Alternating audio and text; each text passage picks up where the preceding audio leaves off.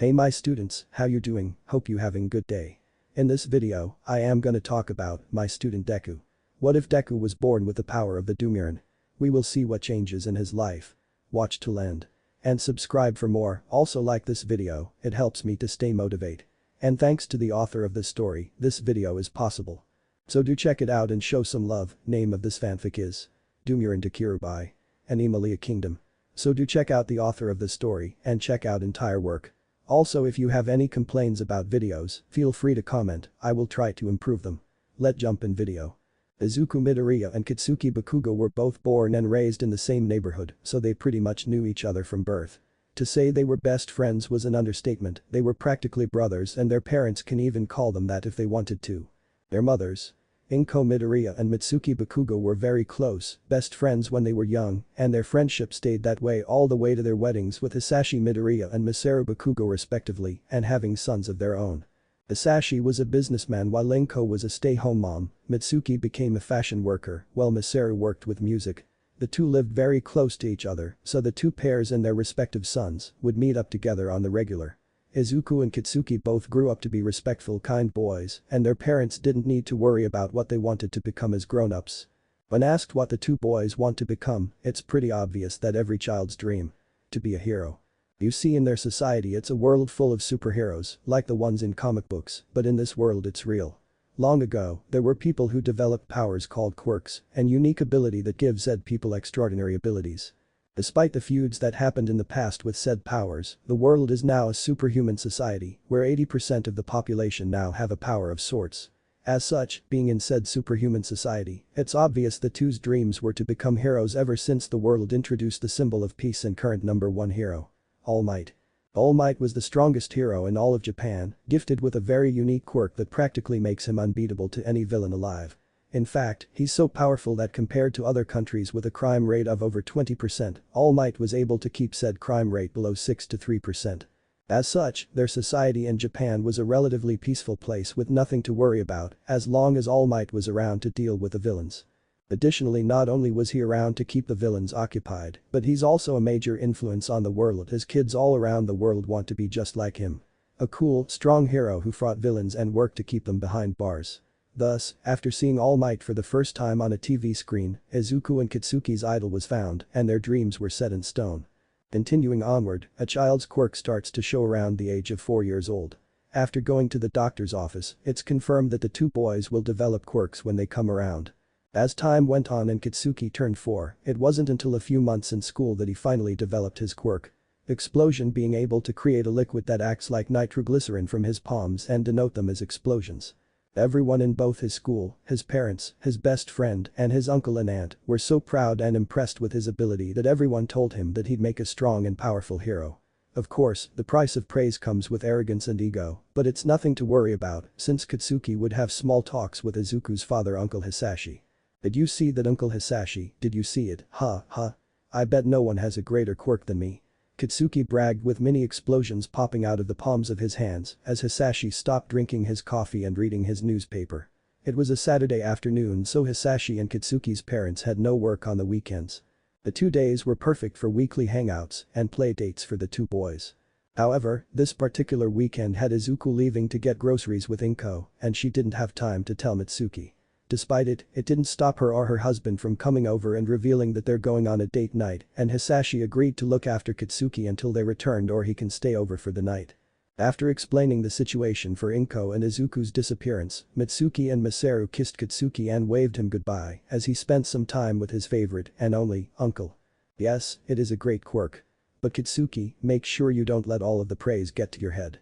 Hisashi gently lectured as he put down his coffee mug and set aside his newspaper. Kitsuki turned to look at him and yelled out. What? Of course not, I'm going to be the biggest, baddest, coolest hero that'll be even greater than All Might. Kitsuki screamed as he tried to jump on the coffee table, but Hisashi grabbed him before he could try and kick his mug. I know. But Kitsuki, it's not the quirk that makes you cool. It's you yourself that makes you cool. Hisashi explains as he gently places Kitsuki on his lap. I know, I'm awesome and the best at everything. Kitsuki beamed brightly, though it seemed that he didn't quite get Hisashi's message there. So to further elaborate. That's not exactly what I meant. What I meant was that a person, no matter a hero or not, they aren't defined by their quirk. You see Kitsuki, I know All Might is the greatest hero of all, but it's not just his quirk that makes him the greatest. It's his personality, his charisma, his actions, the fact that he wants to do his best to make the world a better place. How he tries to save all the people he can save. All of those qualities and many more are what make All Might and what makes him the best hero Japan has to offer. As Hisashi finishes, Kitsuki looks at his uncle in awe as he processes his words. So quirks aren't what define a person, but actions and personality do. Kitsuki looks up at his uncle and sees his smile further spread on his face. Correct. Hisashi exclaims as Kitsuki jumps off his lap once again and puts his hands on his hips and beams. If that's the case, then I'll be the greatest hero who never loses, just like All Might. And once again, it seems there's something else that Hisashi needs to confirm with Kitsuki as he laughs heartily and gets up from the couch. He crutches down as he rubs Kitsuki's head. Alright big guy. It seems you're still letting some things get to your head. I'm not. The little blonde pouts as he stamps his feet adorably. You are. Hisashi says more sternly this time with his nice smile turns into a tight frown and his eyes narrowing slightly. Kitsuki drops his pout and cows before him. Whenever Hisashi or Inko become more serious, it usually means that they are dropping their nice acts. Itsuki always told Kitsuki to never make either Inko or Hisashi mad, as it seems to run in Midoriya blood to be scary whenever they're mad. Itsuki, look, I'm not saying you're not great and all. I'm just telling you not to get in over your head. Have you ever heard of the 7 sins? Hisashi gets in front of the boy and puts his hands on his small shoulders. Kitsuki looks at him before thinking hard and forming the usual thinking pose anyone would do. Only 4. Sloth, envy, wrath, and pride. Kitsuki's eyes widen and his eyes drop down to his sides as he begins to realize what Hisashi's trying to tell him. You're good and it's okay to remember just 4. But what I'm trying to say, Kitsuki, is that when someone allows their pride or arrogance go over their head, they develop egos and think they're great when there are still things they need to work on. In fact, some heroes let their own egos get to them and make them think they can handle anything when this just gets them into trouble or try to handle something they actually can't. And in cases like those, sometimes, they don't come back. But, All Might can do anything. He always wins and saves people with a big smile. Kitsuki seems to become desperate as he clenches his fists. I know All Might can do anything, but even he needs help and even he lost a few battles in the past. When Kitsuki looks at him with disbelief and attempts to retort, he continues, Kitsuki, even the strongest, greatest, or the bravest people need help. And that includes All Might. While the TV screens or real life shows he doesn't have help there with him, I'm pretty sure he still needs it, and I bet you that in the past, he needed a lot of help to become the #1 hero.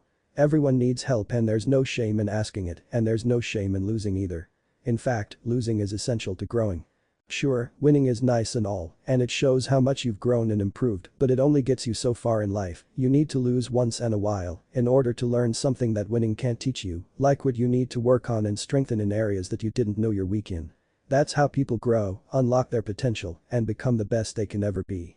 And I'm pretty sure that's how All Might and many heroes became the people they are today. Hisashi finishes his speech while tightening his grip on Kitsuki's shoulders as the boy looks at him in awe. This new information given to him by his uncle was still a lot to take in, but it felt like he learned something important too.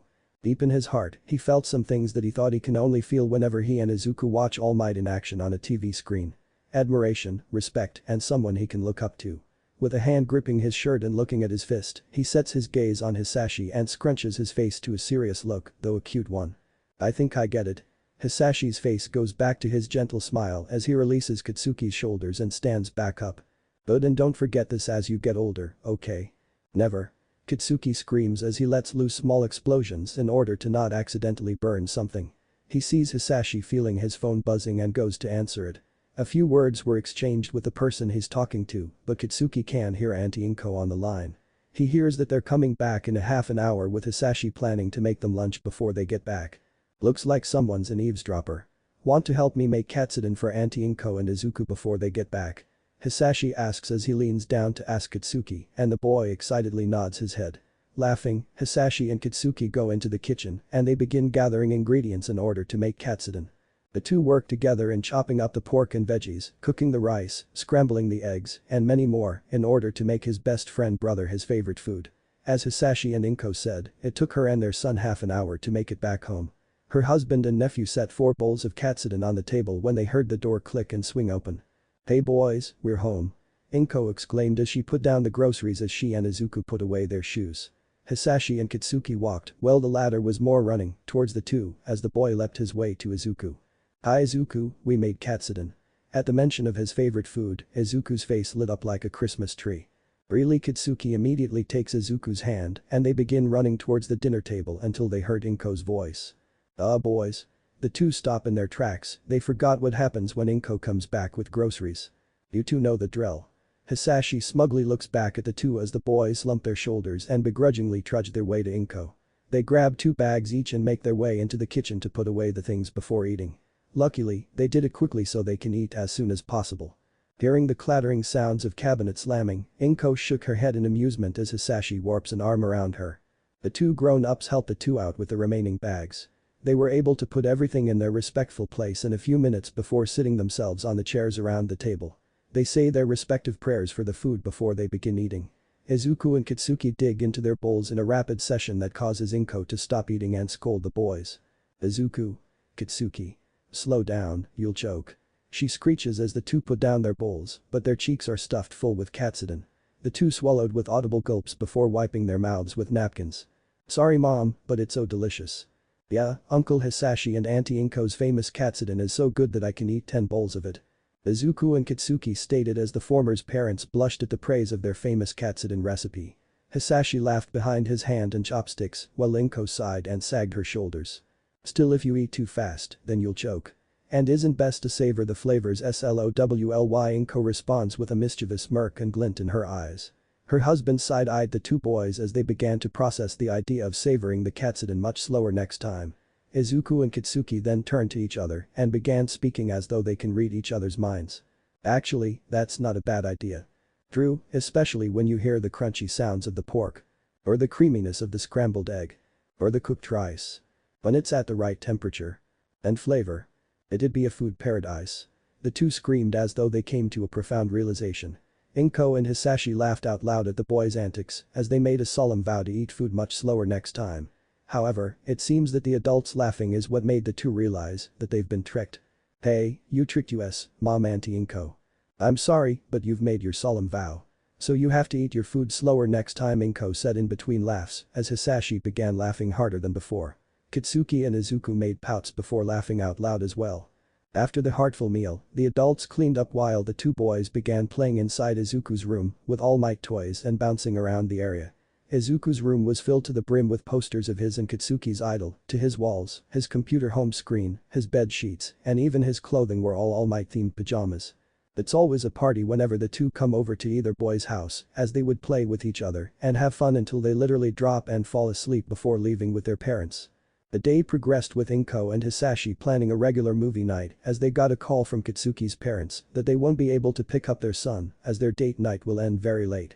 Additionally, getting home will be a challenge as the roads are filled to the brim with traffic, but this isn't the first or last time Kitsuki's ever stayed over at Izuku's apartment. The boys didn't stop playing hero versus villain, with either boy being All Might and another boy playing bad guy for All Might to beat. Hisashi comes in occasionally for both Izuku and Kitsuki, both play as All Might, so it'd be fair in a way. Come nighttime, Inko had set up the mini coffee table with some snacks and juice for everyone to enjoy. Izuku was sitting in his mother's lap while Kitsuki was sitting in Hisashi's. The movie the four were watching was, yet again, an All Might one where he first debuted by saving 100 lives from a train that crashed. Despite Kitsuki and Izuku's exhaustion from playing all day, the two battled their fatigue in order to watch their favorite film of all time. By the time the movie ended and end credits rolled in, did the two finally fall asleep. Inko and Hisashi looked at the two with loving smiles before they carried the boys on their respective laps off to Izuku's bed. After tucking them into bed, Inko leaned over and kissed both boys on their foreheads before leaving and closing the lights. "Sleep tight you two," Hisashi says as he closes the door quietly. After that day, Mitsuki and Masaru came over and picked up Kitsuki as they waved goodbye. Hisashi shared a look with Kitsuki and the boy knew what it meant. "Don't forget what we talked about." The boy raised his left fist in the air, which is All Might's signature pose after a victory, and beamed a large smile. Months have passed and Izuku's 4th birthday also went by too. After a few more weeks Izuku hasn't shown any sign of a quirk. It was summer vacation so that meant no school as he and his parents went over to Kitsuki's house for a playdate. The dreadful thought crossed over Izuku's mind as he and his best friend were playing with All Might figurines. It didn't take long for Kitsuki to notice and looked over. "Hey, what's the matter?" "Itsuki, what if I don't have a quirk?" Izuku asked with a crack in his voice, and his eyes looked watery. "So what if you don't? You can still be a hero even if you're quirkless," Kitsuki stated bluntly. Izuku looked at him with a hopeful look as he continued. "There are tons of quirkless heroes in the other countries, and even if there isn't one in Japan, you'd be the first quirkless hero, and that's something to look forward to, and it's awesome. Listen, Uncle Hisashi told me this once, it doesn't matter what your quirk is, and it doesn't make you a hero. It's your actions and personality that makes you who you are, hero or not. And so, who cares if you don't have a quirk, we'll still be the best hero duo this world has yet to see." After affirming that with a big bright smile does Izuku's tears leave his eyes, and he too, reforms his sad face to a happier one. "You're right, even if I don't have a quirk, then I'll become Japan's first quirkless hero. That's the way. Hey, do you think you can hand me the All Might cards we got last week?" Kitsuki pointed to the ones on his bed. They were inside a small plastic bag, so Kitsuki won't forget where he puts them in. Izuku stands from his spot on the floor and grabs the bag, however, just as he's about to hand the bag over he doubles over in pain. He drops the bag and his arms immediately wrap his middle section. "What's wrong?" Kitsuki stands up as his hands wander Izuku's body. I don't know, but it hurts. Ahhh. Izuku collapses onto the floor as he breaks out in a massive sweat that quickly damps his clothing and it begins to stick to his skin like glue. Steam begins to come off his body as Kitsuki tries to put his hands on him, but the moment he does, he retracts them as he feels the sensation of being burned. "Ah. Izuku, you're burning up. It hurts, it's so hot, help me Kitsuki." Izuku's eyes refill with tears as he looks at his best friend with fear on his face. This breaks Kitsuki out of his stupor, and he doesn't hesitate as he runs out of the room and goes downstairs as quickly as he could. He sees his parents and Izuku's mother and father talking about something before he shouts. "Mom. Dad." The adults look to Kitsuki and see the anxiety on his face. "Itsuki, what's wrong?" Itsuki gets cut off. Izuku needs help. His body's burning all of a sudden and he says it hurts. Kitsuki screams as horror runs through Inko and Hisashi as they bound upstairs to Kitsuki's room. Mitsuki and Masaru follow, but not before the former grabs her phone to call 911. Kitsuki follows them and when he gets to his room, he's terrified from what he sees. Hisashi has a hold of Izuku as his fire-breathing quirk gives him some resistance to anything heat-based, so this allows him to grab onto his son without getting burned. Inko is crying streams of tears as she tries to address the situation. Mitsuki sees this and immediately calls 911 and begins telling the operator everything, while Masaru runs from the bathroom with a bowl full of cold water to quell Izuku's fever. Despite the frantic movements of the four adults, it's Izuku that's scaring Kitsuki. His body wasn't that of a human anymore. Kitsuki was only gone a few seconds, and Izuku's body has transformed in the same matter of seconds. His still human-looking face now has black tear streaks running from the corners of his eyes to the corners of his mouth, white fur surrounding his eyes, his lips, chin, throat. And Kitsuki can see bits of white poking out under Izuku's armpits from his shirt. Forest green fins on either side of his face, large bat-like ears are formed on the top of his head, a pair of bat wings tear through the back of his shirt as they're curled around him. His body was covered in emerald green fur with blotchy spots and stripes littering them, forest green scales littered his hands and elbows as fins appeared under his elbows. His knees were lighter green compared to his arms, and a long, skinny tail that was completely black with one white stripe and a big green leafy fin was poking out of his shorts.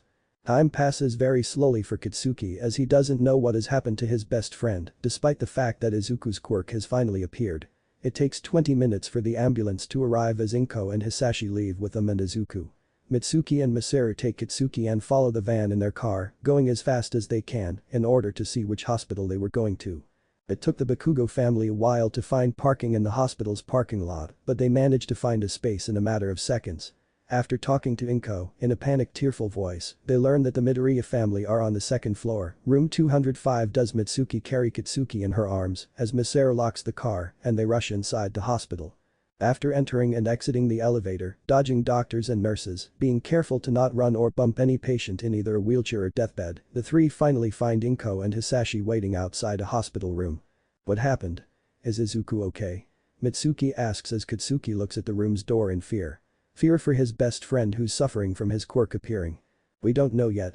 They just took Izuku inside and told us to wait out here until they figure out what happened, but it looks like his quirk appeared. Hisashi exclaims calmly while comforting his distraught wife. Let's hope things don't get any worse from here. Masaru tries to lessen the tension, but his wording seems to make things worse as Mitsuki slaps him on the arm. He flinches as Katsuki tightens his grip on his mother's shirt before asking. What'll happen to Izuku? He whimpers as the four turn to him. His eyes were beginning to water as he huddled closer to his mother. Concern etched on his face as his body trembled in anticipation and stress. Realizing their fears were making the little blonde scared, they calmly addressed the situation for him. Mitsuki gently sets him down on a bench as she crunches down to his eye level. We don't know what'll happen to Izuku yet, but I'm sure the doctors and nurses will take good care of him. But if he does need help, will you be the one to give it to him? She asks as Katsuki wipes his eyes and sniffles before furrowing his brow. Why you bet I will. He states as Mitsuki smiles and rubs his head before kissing his forehead. Masaru, Inko, and Hisashi smile at the mother-son moment before they hear the door opening and Dr. Seiko comes out with a clipboard in hand. Mitsuki stands up as Katsuki looks around her to better hear the conversation. Dr. Seiko, how's Izuku? Inko asks as she clasps her hands together. Seiko raises his glasses before going over the information on the sheets. Izuku Midoriya has a high fever, but give him some time and we think it'll break tomorrow morning or afternoon. It was a bit of a scare for all of us, but no worries, he will make a full recovery. And more good news, his quirk appeared, it took us a while to get it under control, but it's successfully suppressed for now, and he'll be fine. Seiko exclaims with a smile in hopes of lessening the family's worries. Inko breaks down into happy tears, but less hysterical than before, as Hisashi breathes out a sigh of relief. Masaru almost collapsed as he puts his hands on his knees as Mitsuki sighs and looks back to Katsuki with a thumbs up. Katsuki takes this as good news and offers his mother a thumbs up in return. Unfortunately, the moment is cut off when the doctor looks at his clipboard and fixes his glasses. However, there is one thing that bothers me. And with that, the relief is replaced with worry once again. What is it? What's wrong? Hisashi questions worryingly as Dr. Seiko looks at him and Inko. Nothing's wrong with him besides his fever, but if it's not too personal, what are your and your wife's quirks, Mr. Midoriya? This causes the two to recoil and look at each other before answering. My quirk is fire breathing. And my quirk is being able to attract small objects to me, why? Hisashi and Inko answered as the doctor rechecks the papers once again to see if his info is correct. It's just neither of your quirks match Izuku's. This has happened before where children often get a quirk that's completely different from their families on both sides. It's not very common, but at the same time, it's not very rare either. While it's not completely clear on what his quirk is, it appears that he has the ability to shapeshift into a creature of sorts.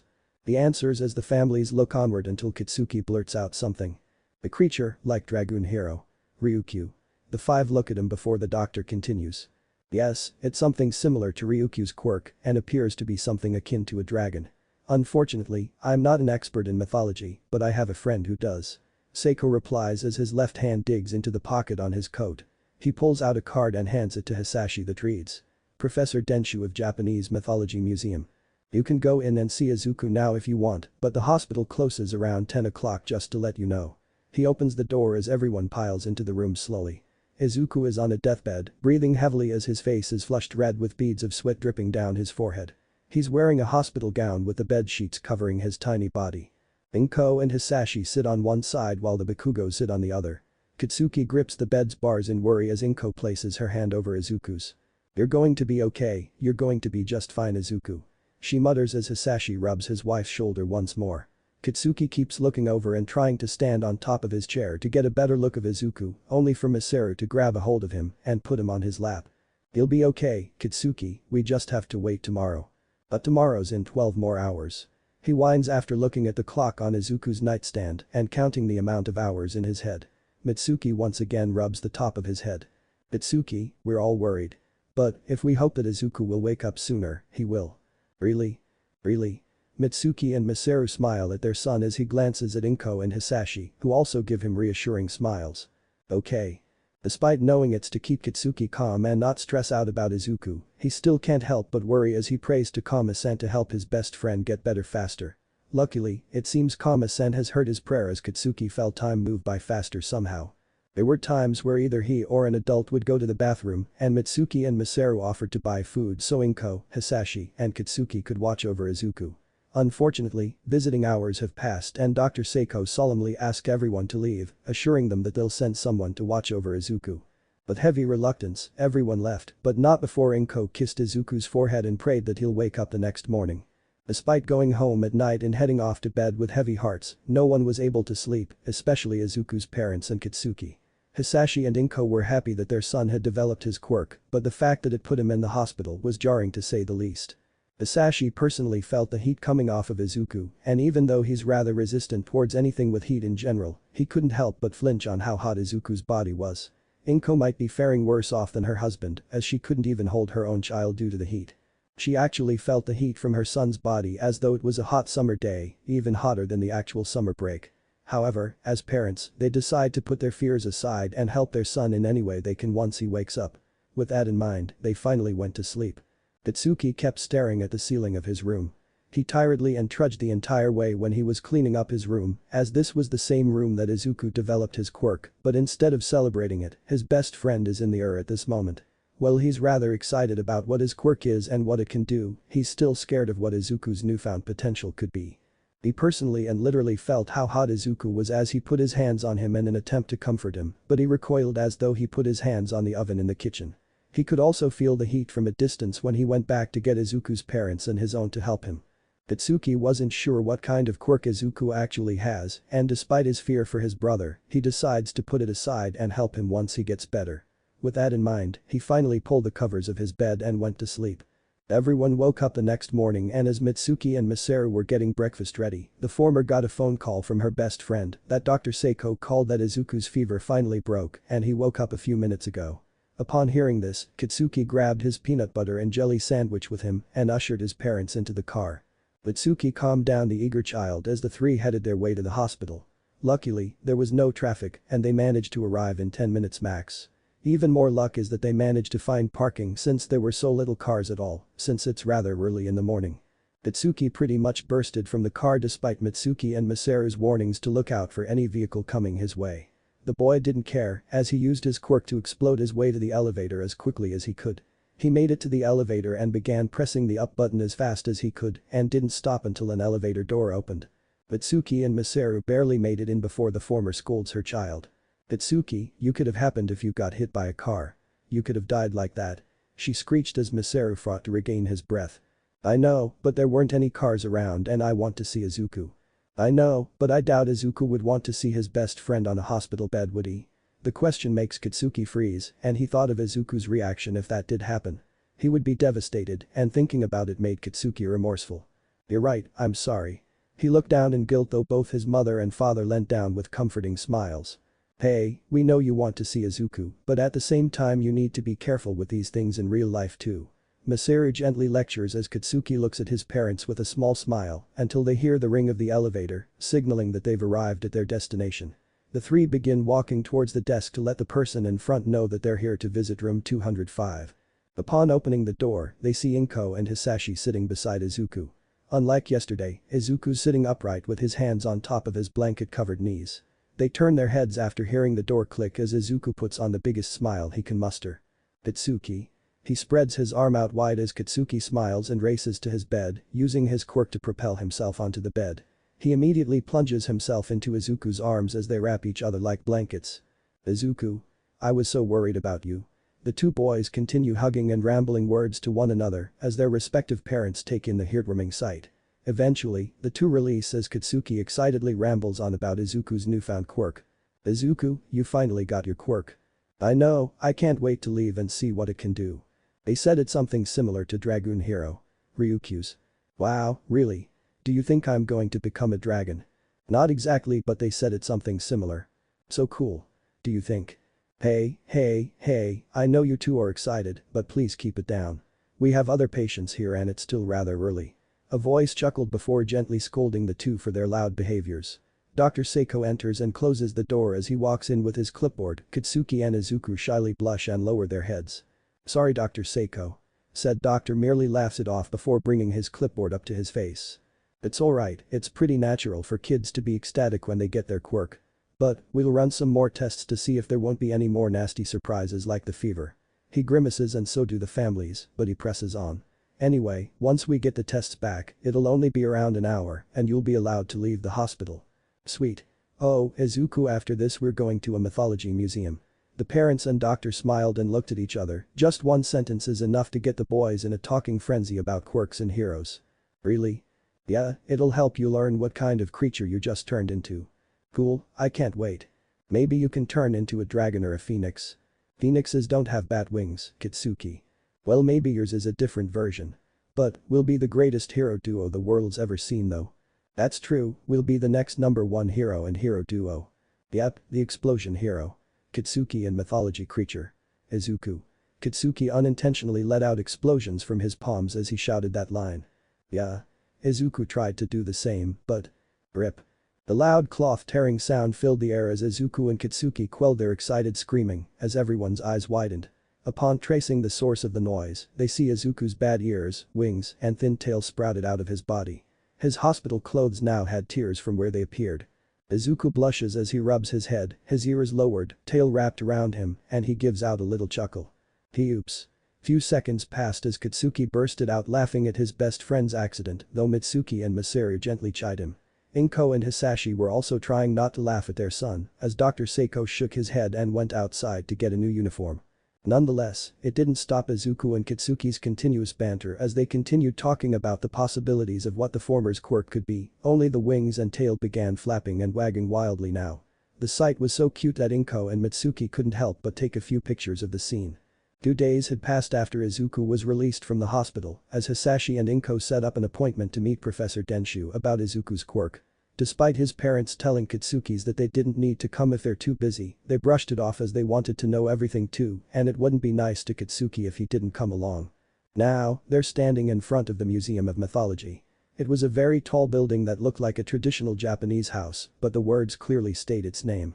Izuku and Kitsuki were looking at the building in awe as they strained their necks to take in the glorious sight of the architecture. In front of the building was an elderly man that's in his late 40s with professor-style glasses, a lab coat, some pens and pencils in his pockets, his hair had a few white streaks in it and was combed backwards, wearing brown pants and black sneakers. He saw the 2 groups of 3 and began walking down the steps to meet them. I see you're the ones who called, and these are friends I presume. Ah, and this is the little one with the dragon-like quirk. He meets the Midoriya family while gesturing to the Bakugo family. They wave politely as Hisashi and Inko shake hands with the professor. He then leans down to meet Izuku, who shyly reaches for his mother's hand. Yes, this is Izuku. Say hello to the man. Inko states as she holds her son's hand and tells him to greet the man in front of him. Hello. He says shyly. Denshu chuckles before standing up straight and begins leading them inside. Shy one there huh? But, I welcome you all to Japan's Museum of Mythology. He opens the door and leads everyone inside. They take in the sight of tapestries depicting yokai ghosts and demons, paintings of Japanese and Chinese dragons, and statues of other creatures. Izuku and Kitsuki fast walk around the museum, being careful not to run into one of the artifacts. Japan has many mythical creatures, but the most common are often demons and ghosts. Though, I doubt little Izuku's quirk is anything like that. To narrow down the list of creatures we have in the museum, may I have the description of his quirk's appearance? Denshu explains as he leads the families around the museum, who continue taking in the sights of the many creatures that filled the inside of the building. Yes, though it's only brief, but he had large bat-like ears, wings, and brown feet.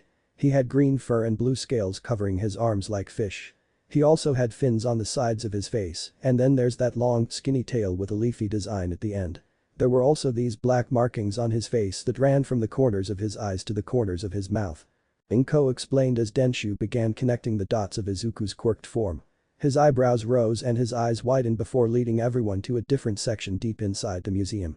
As he directs everyone to a large doorway, the sign above them says, Humanity's Guardian, the Creature of Peace, and the Undefeated Myth. After reading the sign, Izuku's eyes widened as he and everyone else took in the sight of a large statue in the middle of the room. The statue depicted a large spider with a woman's head laying flat on its back. Its stomach was torn apart as the 8 legs of the monster appeared to be folding in on itself, like a real dead spider would. On top of the monster was a 4-legged chimera-like creature. It had the head and body of a cheetah, but was much more muscular, and the tail was thin, and had a flat fish-like tail at the end. It had large bat ears on its head with fish-like fins on either side of said head. The long fin sits on top of its forehead that continues from the back of the neck and ends with a larger fin in between the creature's shoulder blades and large bat wings. Surrounding both creatures were people cheering for the chimera as its head is pointing to the sky, its mouth opened, and is seemingly roaring in victory. The statue was a shining gold color, and the ceiling lights empathized the brightness of said color. Is this the creature Izuku's form took? Denshu decided to break the silence as everyone's attention is now turned to him. Not completely, but it's close enough. Hisashi confirms as Izuku and Kitsuki continue looking at the creature before they see a sign in the middle of the statue. As they begin reading the sign, Denshu continues talking. Then Izuku's quirk might give him the ability to shapeshift into the Dumuren. Dumuren? What's a Dumuren? Kitsuki and Izuku ask as they finished reading the sign and looked at the professor. He smiles as his face beams and raises an arm and points to the chimera. The Dumuren is a mythical creature that has the abilities of the cheetah, bat and siren, as well as many other powers. I'm pretty sure you all read the sign before entering, yes? Upon their nodding, he continues, then you know they've been given many titles, but their most famous ones are the three. Humanity's guardian, the creature of peace, and, my favorite, the undefeated myth. The Dumuren have protected humans against monsters that desired human flesh and blood, kept the peace in all the countries by using their abilities to solve conflicting problems, and are the most powerful creature to ever exist because no matter what monster the Dumuren faces, they always win. Everyone's eyes widened as they took in the information Professor Denshu unleashes on them about the Dumuren. Izuku was repeating the Dumuren knowledge until Kitsuki nudged his shoulder. His best friend looks at him with a bright smile as he addresses the last title. You know, if the Dumuren is the strongest undefeated creature in all the world, that makes it exactly like All Might. With that information, Izuku's eyes widened even further as his mouth turned into a big smile. You're right, they are like All Might. Their excitement is cut off by Denshu. Yes, the Dumuren are like All Might in terms of power and being undefeated. He states as he begins leading everyone around the statue. Scrolls and old drawings on ancient paper show more depictions of different types of Dumuren, ranging from battling monsters to making treaties with either people or peaceful monsters to aiding the people with their daily lives. Smaller status of Dumuren litter the area with coded writing labeled below them, like the main statue before. Though mythologists around the world are still researching the Dumuren, we do know this. They start off as a rookie or beginner status called tyros, and as they grow, they gain and master their abilities before gaining unique markings to show they've graduated from tyros to champions. They have elemental abilities, though they are shown to possess only one power. Being a creature of the said three animals, they are able to adapt and live in all said forms of life from the sea, land, and sky. Their fur can turn into hardened armor that's so powerful, only another Dumuren is strong enough to break it. Their wings are said to be indestructible, including the skin and bones. To ground a Dumuren you'd need to dislocate them or rip them right off their shoulder joints. Their wing thumbs are incredibly flexible and can straighten or even turn backwards. Their tail fins are able to turn a full 360 degrees and can be used as a tail blade, baseball bat, or even be prehensile. Stories say they also have the ability to change their size, from the smallest house cat to a size as big as a mountain they say. In fact, that statue itself has a story of its own. The spider monster called the Joragumo, a creature that takes the form of a woman in order to lure people to her trap before revealing her true form and devours them. Legend says, the Joragumo claimed the lives of 5 people in a village before she was caught and defeated by the Dumuren that was protecting the village. The Dumuren once again triumphed as it roared into the sky with the native people cheering it on. Izuku and Kitsuki's eyes continue to widen as they sparkle with all the new abilities and powers that Dumuren has and can use to their disposal.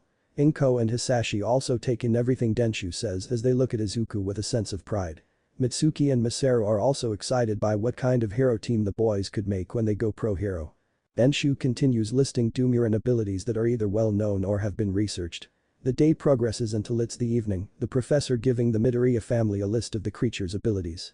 According to him, the Dumuren's powers continue appearing as they grow older, and while Izuku isn't a Dumuren, his quirk might follow up like the actual creature. Nonetheless, Izuku and Kitsuki were eager to find out what kind of powers Izuku will have in the future, as the professor also hands them his contact info in case they have more questions regarding the Dumuren. After the eventful day, the families leave while waving goodbye to Professor Denshu as they head towards their respective cars. They planned on going out to dinner together for fun, as Izuku and Kitsuki continued mumbling plans as the future hero duo while their parents ordered them food. Everyone ate wholeheartedly before leaving to go back to their respective homes. Izuku's quirk was named Dumuren Shifter after the whole debacle of fevers, creature transformations, and heat-based craziness. Izuku and Kitsuki continued experimenting with Izuku's quirk, as it was true with what the professor said, Izuku's Dumuren abilities continued to show as he got older. Even though the professor didn't exactly say what abilities will show as they come when a Dumuren grows older, Izuku and Kitsuki were able to check off the basic abilities before slowly going on to the more complex ones. It took Izuku a few weeks of training to be able to transform into a Dumuren cub completely. His full form had him looking almost identical to the Dumuren statue back at the museum, just smaller and was in various different shades of green. And when he transforms into a Dumuren, one would think he'd ruin his shirts and pants all over again, but Mitsuki was a fashion designer, so she took this problem into account. She solved it by making Izuku's clothing for him from now on, by weaving a special cloth that will sew itself back together when interacting with heat, and giving him clothing options that won't give him a lot of trouble like sleeveless shirts. After his quirk appeared and how hot his body was during that incident, everyone thinks that his Dumuren elemental ability might be related to a heat-based power like fire. However, that wasn't the case. After Izuku turned 5, he and Kitsuki tried to see what kind of elemental ability Izuku had. It wasn't until Kitsuki decided to practice long-ranged moves with his quirk that Izuku tried summoning any kind of attack. It didn't work until he accidentally sneezed and a long purple beam of power and intense heat spewed from his mouth. Luckily, the targets they made were only a few broken pots and old branches on top of an old tree stump, but the attack from the Dumuren shifter not only destroyed the remaining targets but completely incinerated the stump and left a huge burn mark on the floor. Right after that, Izuku and Kitsuki began theorizing what kind of element Izuku had. Could it be green fire? No, didn't look like fire, and the color was purple. It was in an instant, but I saw it, it was purple. I thought Professor Denshu said a Dumuren's element is the same color as its coat. Well, maybe with you it's different. Maybe, but what element was it? I don't think it's fire, even though the attack was a quick one, I could feel how hot it was, and it felt hotter than any flame I've felt. Okay, so we can cross fire off the list. But what could be hotter than fire? The two boys continued thinking while crossing off any heat-based elements that didn't match the intense heat from Izuku's attack or elements that didn't make any sense.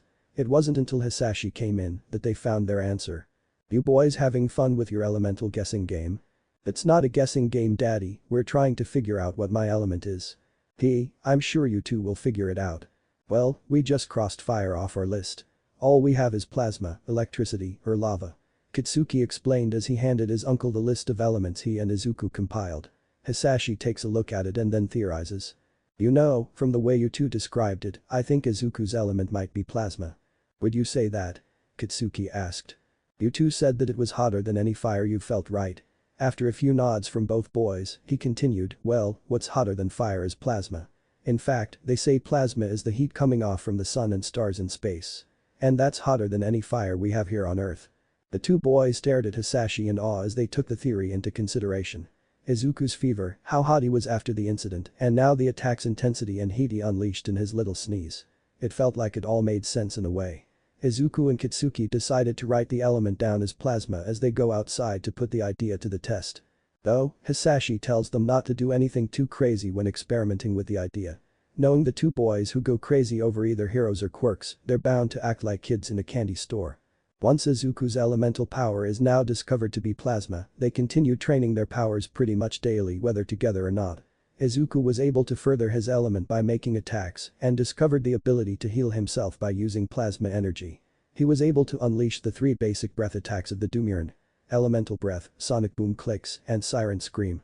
He can shapeshift into his Dumuren form at will before trying to summon only small parts of the creature for simple tasks, like his claws or wings. Additionally, he was able to shrink himself to a small cat and enlarge himself to 5 feet in full form at the time. The only thing he had a tough time with was flying, as he can't seem to get the trick correctly, despite taking notes of other winged heroes and watching real animals fly. Itsuki tried to help as he was able to propel himself in the air with his explosions. Unfortunately, the results weren't what the two hoped for. At the time, they're at the river with Izuku trying to spread his wings and fly, but every time he failed he'd fall into the river. Landing in the water was better than landing on concrete, so it was a little bit safer, just wetter. Splash. Itsuki grimaced as he saw his best friend hit the watery surface before Izuku popped his head out of the water, his wings flapping wildly before shaking his head to get rid of the water. He immediately swam his way back to the shores as Kitsuki gently landed on the ground.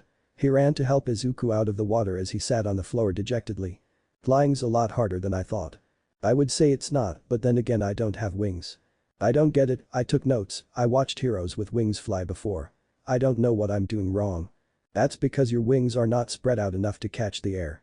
A third voice rang out as Izuku and Kitsuki turned their heads towards the owner. Above them were 3 boys, one was chubby looking and had a seemingly shaved head. The second boy's hair was pointed downwards and had a blank look on his eyes as the third boy has black hair. The chubby boy then grew a pair of red wings from behind his back and flew down to the two. You weren't having your wings completely spread out. This is the same for all flying creatures, not just birds and bats. When an animal doesn't spread their wings wide enough, they won't catch enough air to help them take off. I saw your last 2 attempts to fly and I can see what you're doing incorrectly. If you want, I can teach you how to fly. The boy explains and kindly offers as Izuku looks at him with hope. Really? Yeah, you were getting the hang of the flapping part, it's just your wings aren't spread out enough. Izuku and Kitsuki looked at each other before the latter smiled and encouraged the former. Okay, then can you teach me how to fly properly? Sure, oh my name's Tsubasa, the boy with the straight hair is Yubi, and the black hair is Ine. What are yours?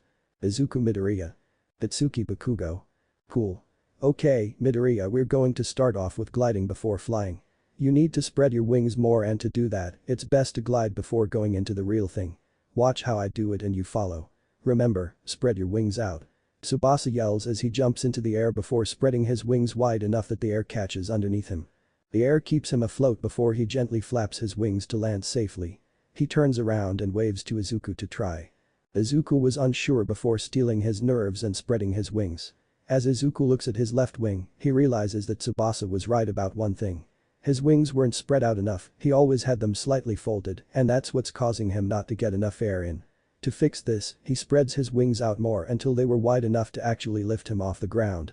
After making sure both his wings were correctly spread out, he ran before taking off and making sure his wings were still spread out. Though the flight was wobbly, Izuku was able to glide as he heard Kitsuki cheering for him before he tried to land. When he glides near where Tsubasa is, he tries mimicking the same flapping movements Tsubasa did. However, his wings flapped unevenly as he began falling to the floor, but Tsubasa caught him before that happened. That was awesome. You got it faster than I did when I was trained. He helps Izuku on his feet as the boy beams at him. Really? Thanks. Tsubasa motions that Izuku does it again as they both glide back. Izuku follows close behind him, and as he saw Tsubasa making the same flapping patterns to stabilize himself before landing, he does the same. Once again it was wobbly, but it was a lot better than before as he landed. Whoa, this dude's a fast learner, Tsubasa. You two could make a team of flying pros one day. Ine states before Kitsuki loudly scoffs. Ha! The only team of pros around here are me and Izuku. We're going to be the new #1 heroes in the future. Kitsuki proudly shouts as he walks up to Izuku and wraps an arm around him. Izuku had the wind knocked out of him before smiling, put his own arm around Kitsuki, and nodded. The 3 boys looked at them before Yubi laughed. Well, that'll be something to look forward to. It'd like to be a hero too, but my quirk only makes my fingers longer. It's not a really useful quirk. Yubi awkwardly states as he makes his fingers slightly longer and looks down in shame. Kitsuki frowns before walking up to him and gently flicks his forehead. Ow. Hey, no quirk is ever useless. If you want to be a hero, then be a hero, no matter what anyone says. Kitsuki states boldly before Izuku walks up to him. Yep, there are many possibilities with any kind of quirk. For example, color-changing hair is the best for undercover missions. No one would be able to tell if that person's a spy for something else, and if they try to find the person, they can just switch hair colors and blend in with the population to avoid detection. And your quirk, if you look at all the possibilities, you can either make it bend or be flexible if you trained hard enough. Izuku's a quirk analyzing nerd. Give him a quirk, and he'll give you ideas and different training regimens. Kitsuki states as he crosses his arms. Izuku blushes but still looks at Yubi with awe and hope. The latter was happy that there were kids who gave him ideas, inspiration, and compliments about his quirk. Yubi looks at his now shortened fingers and then looks back at the 2 with renewed hope. You're right. I don't care what anyone says, I'll be a hero in the future. You can count on it. He shouts as he pumps his fist in the air before the other 4 do the same. Oh, by the way, what are your quirks? Mine's already obvious, Tsubasa can fly and Ine can make his black hair grow. Itsuki and Izuku just shoot each other big smiles before the former lets out explosions from his palms and the latter transforms into his Dumuren form. The 3 boys recoil in awe and shock before cheering loudly. My quirk's called Explosion. I sweat a nitroglycerin-like substance from my palms and I can detonate them whenever I want. And mine is called Dumuren Shifter. I have all the abilities of the mythical creature. The Dumuren. The 5 continue rambling on about quirks, their favorite heroes, what they want to be when they grow up, and other things before the day ends. And like that, Izuku and Kitsuki got a band of friends that continue to meet up almost every day. They all meet up to hang out at the river as Tsubasa continues teaching Izuku how to fly, as well as giving the boy useful tips like stabilizing, hovering in one place, redirecting himself midair, and that his tail can help with steering. It wasn't long until Izuku was finally able to fly correctly as he began soaring the skies while doing fancy tricks like loop-die-loops, dive bombs, and even diving into the water headfirst and popping out of it like a missile. The three boys cheered for him and Tsubasa as they continued flying like a madman, or Dumuren, before he finally landed and they all went out for ice cream to end the day. Man, what a day, Izuku finally learned how to fly thanks to Tsubasa. Yubi exclaimed while being careful not to drop his strawberry ice cream. Flying's always fun. It's too bad that Yubi and Ine can't do it though. Tsubasa laments as he licks his ice cream while pointing at his two friends. No worries, I can carry them on my back when we fly. Remember, I can grow 5 feet when transformed so they can easily fit on my back. Izuku reminds him as Yubi and Ine flashes him smiles and thumbs ups for the suggestion. So, what do you guys think of the future? I know we already discussed what we want to do in the future, but it's a little scary honestly. Ine says as he looks up at the sky. Who knows, but all I know is that we'll all be heroes one day. It's also a blast that we're going to the same school. Maybe, we'll go to the same middle high school and high school. Yubi states with a bright smile. Maybe hey, if we're all going to be heroes, maybe we can develop nicknames for each other. You know, as practice for our actual hero names. An idea popped into Tsubasa's head and he announced it to the others, who perked up from their fears of the future. Hey, that sounds like fun. Izuku proclaims as he and the other boys began thinking of some nicknames for each other. It took some time to figure them out and after finishing their ice cream, they eventually got it. Tsubasa. Gargoyle. Yubi. Fingernails. Ine.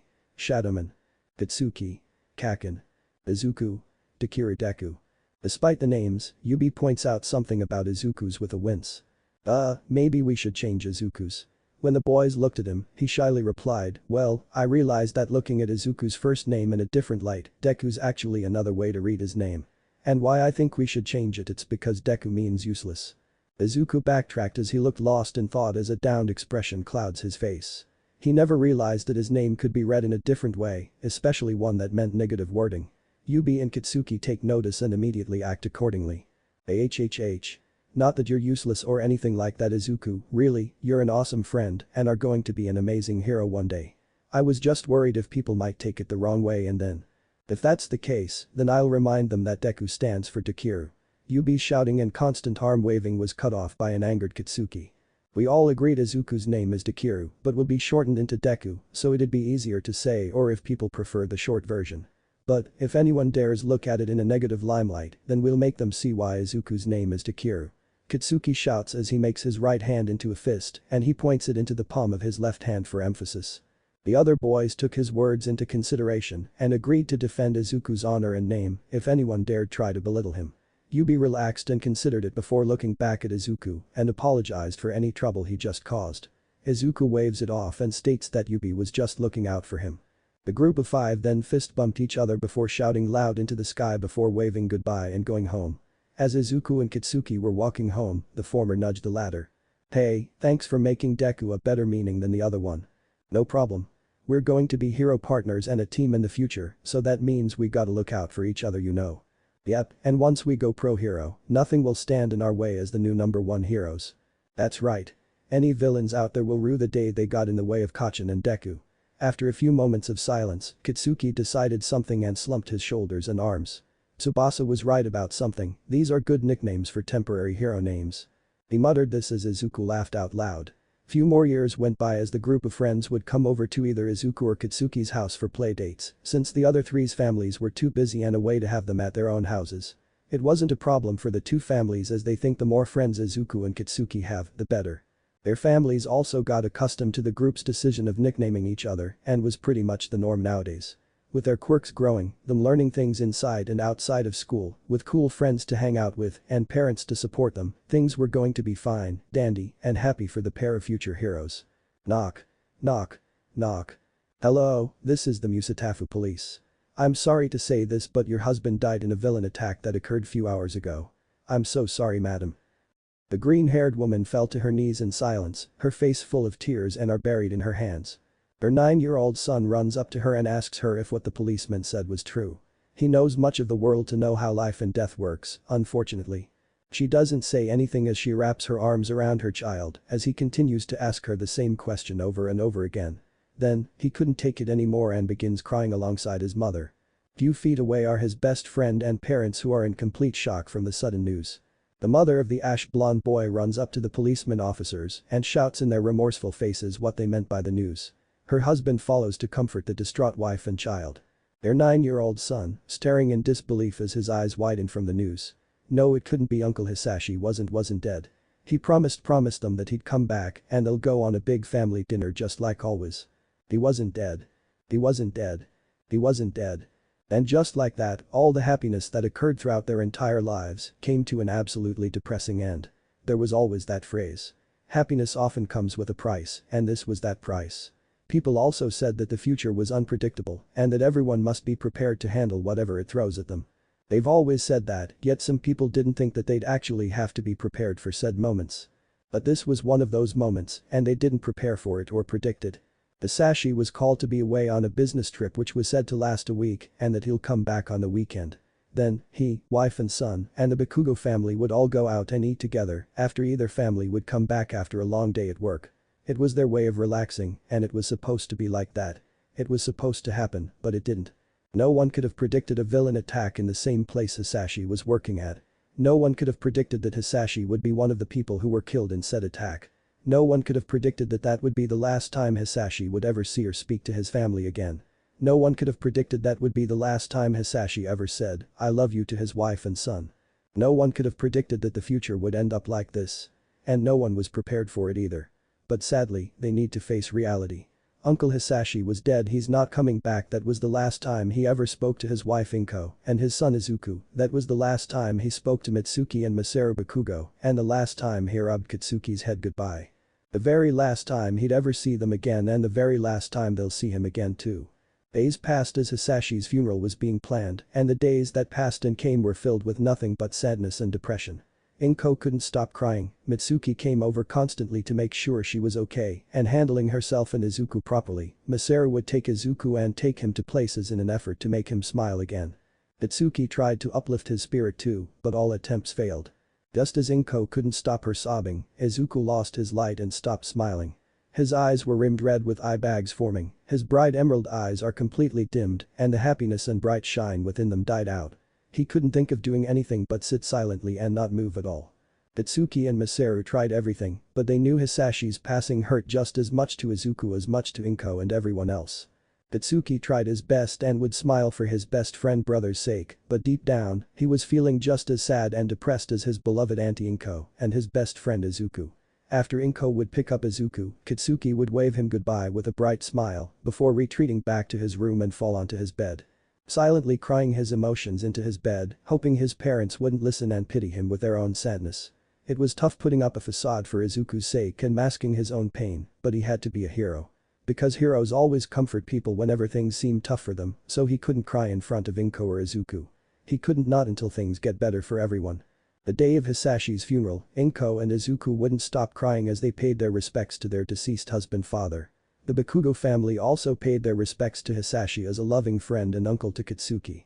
Throughout the whole day, not once has Katsuki left Izuku's side ever, just like Mitsuki and Masaru would keep an eye on Inko whenever she needs a hug.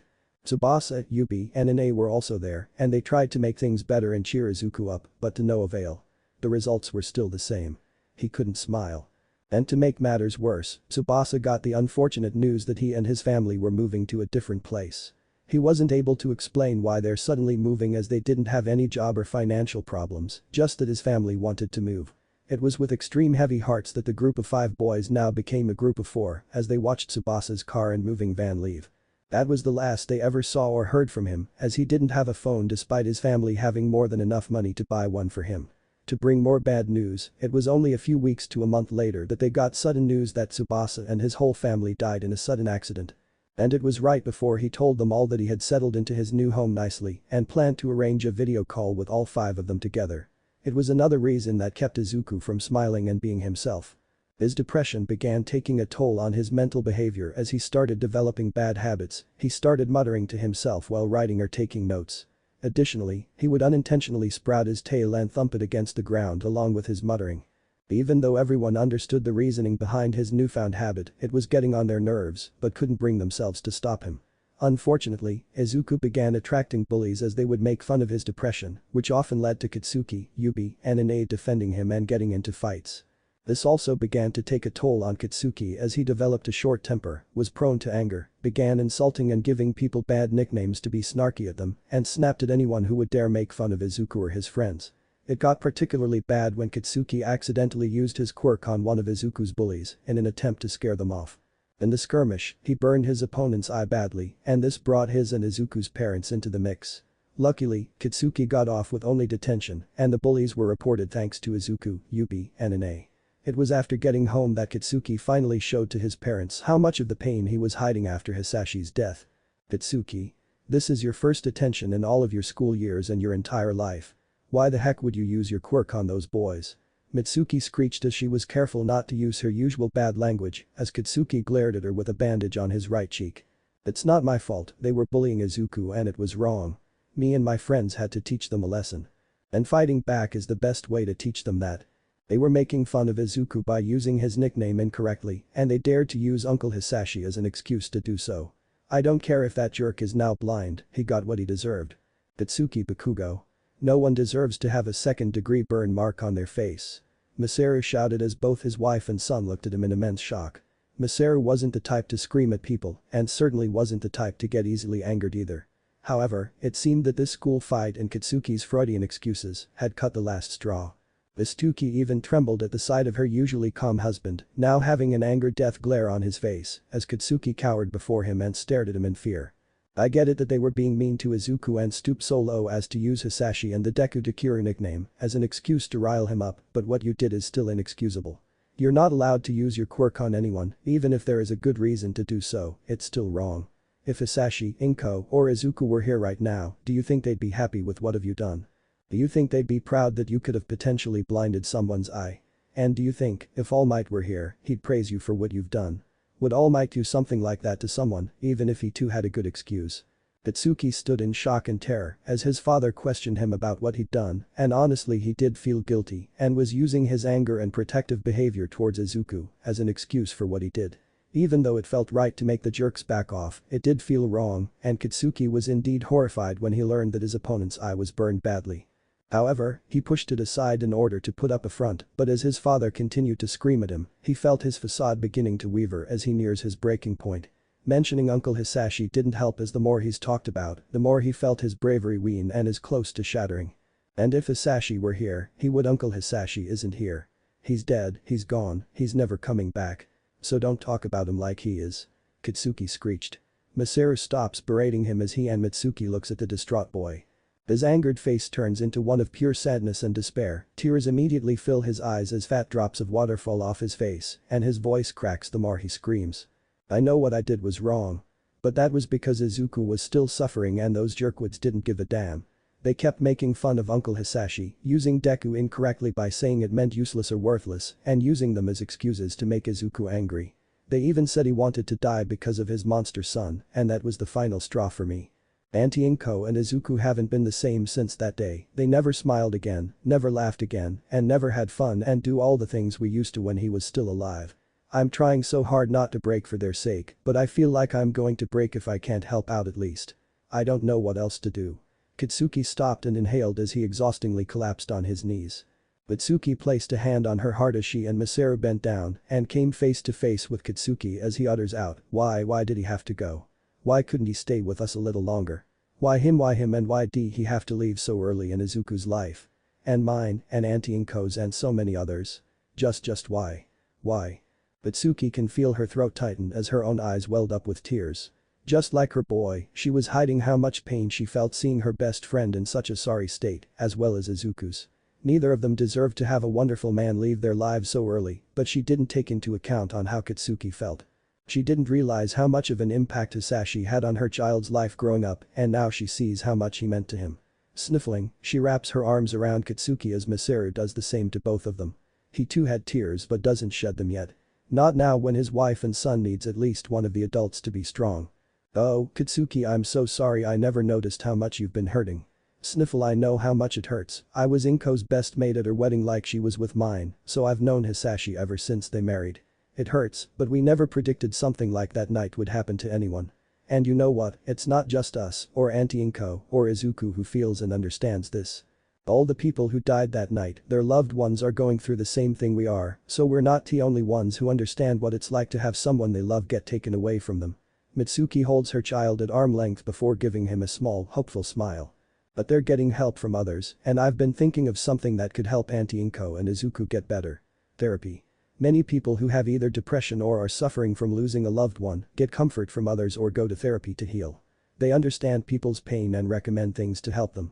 But I want to help too. Kitsuki sniffled and wipes his eyes. Masaru smiled too before rubbing his head. We know, and it's wonderful that you want to help, but you're suffering too. I'm not sure if you noticed, but you've become angrier these past few months. You've also become hostile, temperamental, and rather rude towards others. If you want to be a hero, you need to treat others properly, and that means no fighting other people to put them in their place. We understand that you want to help Auntie Inko and Izuku, but you need help too, and there's no shame in asking for it or needing it. That line reminded Kitsuki of his talk with Hisashi 5 years ago. Everyone needs help and there's no shame in asking it. He ponders this thought, and he remembered all the times he needed help with things, even though it was simple tasks like making katsudon with Izuku, or asking his mother or Auntie Inko help with his homework, or fix something he destroyed. It was a little embarrassing to ask for help, but it was better than doing something on your own sometimes. And thinking back on everything that happened the past few months, Kitsuki thinks that it might be best to have help healing than do it alone, same with Inko and Izuku. Okay, and is it okay I have therapy too? Mitsuki and Masaru smiled at their sons asking for help as they decided to call a close friend of Masaru who's a therapist. According to the brown-haired man, he was the top of his class after he graduated from a medical university that studies human emotions and the mind. Deciding it's best to bring this friend up to Inko and Izuku would be best as they're not getting any better, if anything like Kitsuki, they were getting worse. A day later, Kitsuki's parents met up with Inko and Izuku to explain that they want to arrange therapy sessions for the kids and Inko. The Midoriya woman had gained weight and was much shorter and wider than her previous self. She stated that she was doing fine and that they can make it only for Izuku and Kitsuki. Mitsuki frowned and got up from her seat. She can easily tell that she didn't want to trouble her best friend more than she is right now. However, Mitsuki refuses to take no for an answer, and instead of talking, she immediately shoved Inko into her arms. It didn't take the green-haired woman long for her to break down into tears as she wrapped her own arms around her blonde friend. Masaru stood up and just put his hand on Inko's shoulder and looks on as the two women hug each other and comfort one another. Kitsuki was in his best friend's room and knew that he and Izuku were listening. He looked at his friend and could see that he was thinking about it. Knowing talking wouldn't help, Kitsuki did what his mother did for her best friend and decided to do the same as he'll do anything to help the Midoriya family heal. He wrapped his arms around Izuku, but unlike his mother, he didn't shed tears. The ash blonde thinks it's because he's too tired or had already shed too many tears that he doesn't have any more to cry. However, it doesn't deter the fact that Izuku was accepting the help he desperately needed as he wrapped his own arms around his best friend. Decided it was settled to get therapy sessions, Masaru called up his friend Banjiro Kokoro to explain the situation with his son and close family friends. He agreed to help all three of them on different dates and times as he prepared to help the two boys first as they were younger and cost less for Inko. She took up work more often after Hisashi died to make up for his passing, despite her and her son having enough money for them to live by and Izuku to continue school. As a result, she would return home much later in the day and at times couldn't pick up Izuku from school. Not wanting the young boy to be alone, Mitsuki and Masaru would pick up Izuku to cover for Inko. Despite Inko and Izuku's apologies, it was always a pleasure having Izuku around. Weeks to months of therapy sessions went by, and luckily, things turned up better for the Midoriya family. Inko and Izuku began to slowly smile again, and they were starting to go out more with everyone else. Kitsuki's anger and explosive, pun intended, issues began to die down as he was getting control of his newborn temper and learning new ways to properly handle situations where it doesn't involve quirks or fighting. Banjiro would have the boys over every Tuesday and Thursday afternoons where he would spend an hour each to address them and give them advice whenever they would talk about their issues with him. Wednesday and Friday afternoons were for Inko as he gave her tips on not losing weight but to properly handle the loss of her husband instead of crying and eating to soothe the pain. The therapy sessions were all the three needed to get better from a month to a full year. Izuku was finally smiling, acting like his usual bright, happy self. He was able to properly handle himself, got rid of his muttering habit, and took care of his own bullies and business with a strong sense of confidence and refusal to back down. Inko was also herself too, being eager to interact with others, going out with her friends again, and was finally losing weight and slowly looking like herself before that tragic night. Compared to the Midoriyas, Kitsuki was much slower on his recovery, but he was almost back to his calmer and nicer personality, wouldn't judge or glare at people at first glance, stopped reacting angrily and violently at any negative thing heard, kept his dry wit and snarky traits and nicknaming habit, but it was more endearing than insulting. Unfortunately, his temper remained, but his ability to restrain his anger and hostility also grew as he would just warn bullies never to do something terrible again or would report it after getting enough evidence to show it to a teacher or the principal. Inko and Izuku still weren't completely over Hisashi's death, but they were definitely improving and are able to handle it much better thanks to Dr. Benjiro. Things were finally going back to normal, the two families began hanging out like they usually did, go out for family dinners, and Izuku and Kitsuki still kept their fun childhood nicknames the group made as a way of keeping their happy memories alive. They still do their play dates, but they called it hangouts as they grew older. Nonetheless, things were certainly looking up for the better. The years quickly go by as Kitsuki and Izuku continue to grow and begin training their quirks. The two were determined to be the best heroes and team the world has yet to see, thus they decided to have backup styles and different ideas so they can adapt to different types of villains when they go out in the field.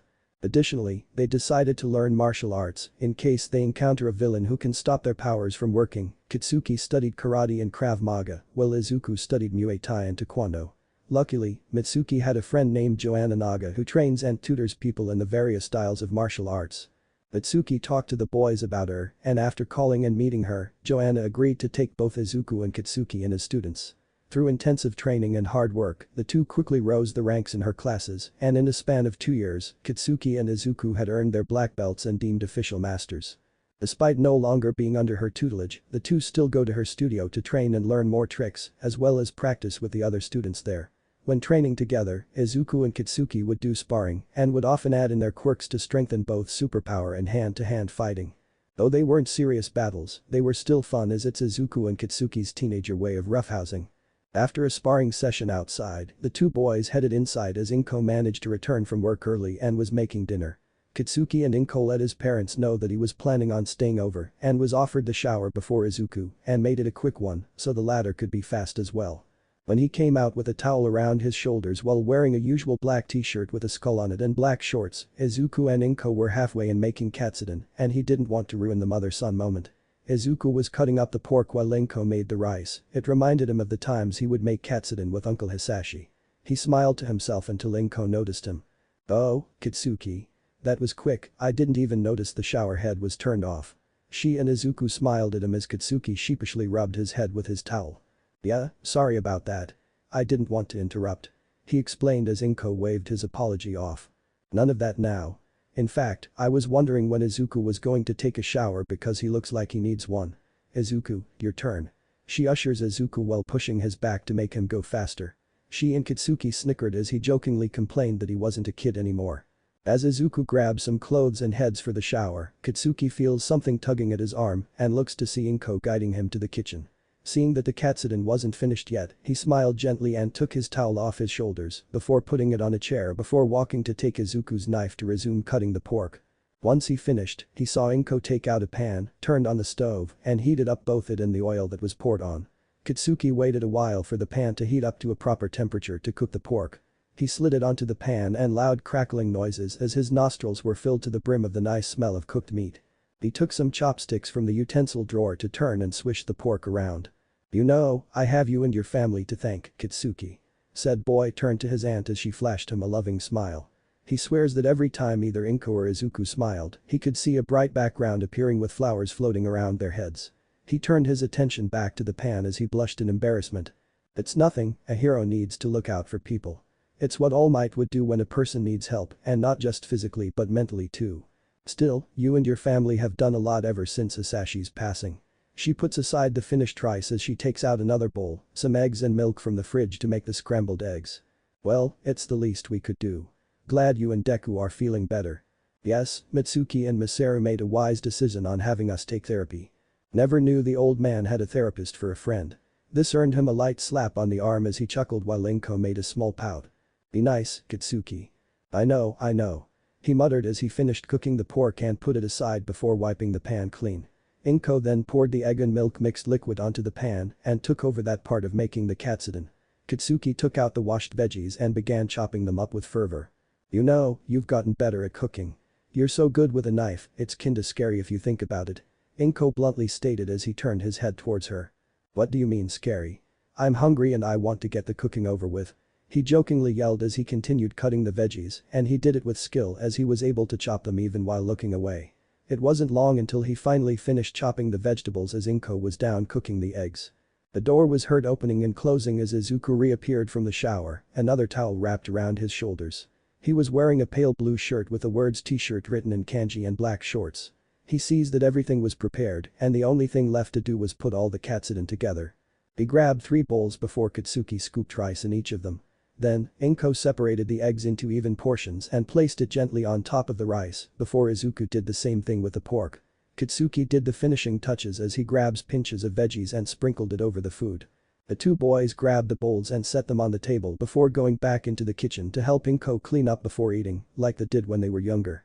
The teamwork between the 3 allowed them to get the cleaning done around 2 minutes before they went to the table. They said their prayers and thanked the gods for the food before they dived in. Inko stopped eating for a moment to look at Izuku and Katsuki. Compared to when they were younger, they would always stuff their mouths full to the brim with katsudon. Now, they would take a couple bites of katsudon before talking about something, either quirks, heroes, or subjects and activities they had in either school or with their friends. She puts down her food and stared at it with both sadness and happiness. It reminded her greatly of old times when Hisashi was still alive and the boys are all grown up, 2 beautiful kind teenage boys. Her eyes almost welled up with tears before smiling and eating her food once again. Happiness takes over as they all came a long way from her husband's passing. She was just happy that everything was fine right now, yeah, things were going to be fine now and in the future. After dinner, the 3 settled for movie night and the boys decided it was Inko's turn to watch and they just finished Avengers Assemble when they noticed it was midnight. She tells the 2 to get ready for bed as she sets up a futon in Izuku's room for Katsuki, so the boys go outside for a little while before sleeping. They put their arms on the rail as they stared off into the night sky. Every stretch of sky and corner was filled with bright stars, looking like mini white dots on a purplish-blue background. They take in the sight as the fresh cool air fluttered their hair and their clothes also sway to the wind. You know, kinda crazy time has flown by. It's going to be another 2 years before we graduate middle school and go off into high school. Izuku states as he's still staring into the sky. Katsuki smirks. Yeah, another 2 years of being in that dull school before going to the place where All Might attended and graduated from. UA High School. They both said as their eyes gleam with determination. UA was the best hero school in all of Japan, as they produced excellent heroes that the other countries can hope to have. The school was exceptionally difficult to get into, with only a 0.2 acceptance rate and the entrance exams being near difficult to get past. But Izuku and Katsuki weren't scared at all in their middle school, though they were known for stopping school fights and often getting into people's affairs. They were extremely smart and strong, both physically and quirk-wise. People, whether they'll admit it or not, look up to them and they've been a big inspiration on the school and its attendees as a result. To many people, it wasn't a surprise if they learned which high school they're planning on going to, thus it wasn't worth asking since it's obvious. Honestly, I can't wait for middle school to be over. I'm shaking with excitement to be able to attend UA High, well if you can get by the entrance exams. Ha! What are you talking about? Of course we'll get in, and once we do and graduate, we'll be the best hero team the world's ever seen. We'll be even greater than All Might. Still holding on to the dream. Well, can't argue about that. Damn right. They turned to each other and did their usual fist bump they developed after agreeing or working together and achieving something. The 2 were going to hold on to their dreams and become the new #1 heroes and be the best hero team. They then heard Inko call out to them that their beds were ready as they headed inside. They tell Inko good night before going into the greenhead's room to sleep and await another day of middle school. Notes. And that concludes chapter 1 of Dumuren Dekiru. I really hope you enjoyed it. I couldn't find the names of the 2 lackeys that were always hanging around Bakugo, so I made up my own names. Yubi is for the finger quirk boy, and Ine is black because of his hair. Don't judge me. For those who don't know what a Dumuren is, it's my very own made-up creature that I created more than a decade ago. Well, the description is up there in the chapter. I have drawn a guidebook on how to create your own Dumuren character, because as of today, Dumuren are now an open species. I originally planned to keep this story and the Dumuren between me and a select group of people, but I decided to try posting my story. I plan on posting the guidebook on my Instagram account, but like the AO3, I'm still new to Instagram, so it'll take me a while to do so. But once it's up there, I'll share the link with everyone. Chapter 2. Meeting the #1 hero, rewrite. Summary. Said where Izuku encounters the sludge villain, meets All Might, rescues Katsuki from said villain, and gets All Might's power and etc. However, there are some changes in this point of the story that's going to be interesting. Rewrite 7/10/2024. Notes. Here's the second chapter of Dumuren Dekiru. Originally, I was going to post this sooner after I revised the whole thing, but I was a lazy ass, so it's much later than expected. Nonetheless, enjoy this chapter, and the third is on its way after some editing from yours truly. Rewrite 7/10/24. Okay, so slightly rewritten and it's not any major changes, just added paragraphs. My friend pointed out that I made Izuku and Katsuki, well especially the former, be a little too perfect in the beginning, so I decided to put more emphasis on their trust issues, since it stated that the two only had Yubi and Ine as true friends throughout their childhood. I also added some flaws in hero society that's rather canon, such as quirk discrimination and corrupt heroes slightly, it's minor, but I felt it was important to add it in here. Hope you're content with the changes. See the end of the chapter for more notes. Chapter text. Yeah, things were going to be fine now and in the future. 14-year-old best friend brothers in all but blood Izuku Midoriya and Katsuki Bakugo were on their way to school when they heard a villain attack near where they were. Excited as he was, Izuku grabbed the ash blonde's hand and pulled him along while dodging pedestrians, but was still careful of his surroundings like obeying the traffic lights. The greenhead was staring at his phone that was constantly being updated with news about the incident as the explosion user merely smirked. As always, the two are stoked about anything involving heroes, though Katsuki likes to admit he's more reserved about it than Izuku, though he can't ignore the bubbling excitement bursting in his stomach. He just hopes it's not one of those heroes that were heroes purely for the sake of fame, glory, and money. He hates those types with a passion. Luckily, he gets his answer on who's there when the two boys rounded the corner and see a huge villain on top of a train track bridge while fighting a hero whose skin was practically made of wood while wearing a dark blue outfit with pink flowers around his belt. The new rookie and upcoming hero. Kamui Woods. Well, so far, he's good on Katsuki's list, even though it was rather recent that Kamui debuted as a hero. He looked around him to see heroes backdraft and death arms around, keeping people away from the action while catching debris here and there. Right next to him, Izuku was eagerly writing down everything that was going on with the fight, jotting down every action that the heroes were making. It's just like Izuku to be analytical and observant. We got ourselves a fanboy over here. A man with STARFISHES coming out of his head gently teased as he nudged Izuku with his elbow. That got the greenette to blush and look away before he smacked a smirking Katsuki in the shoulder. Suddenly, people started screaming when they saw Kamui pulling back his arm and was about to make multiple branches grow.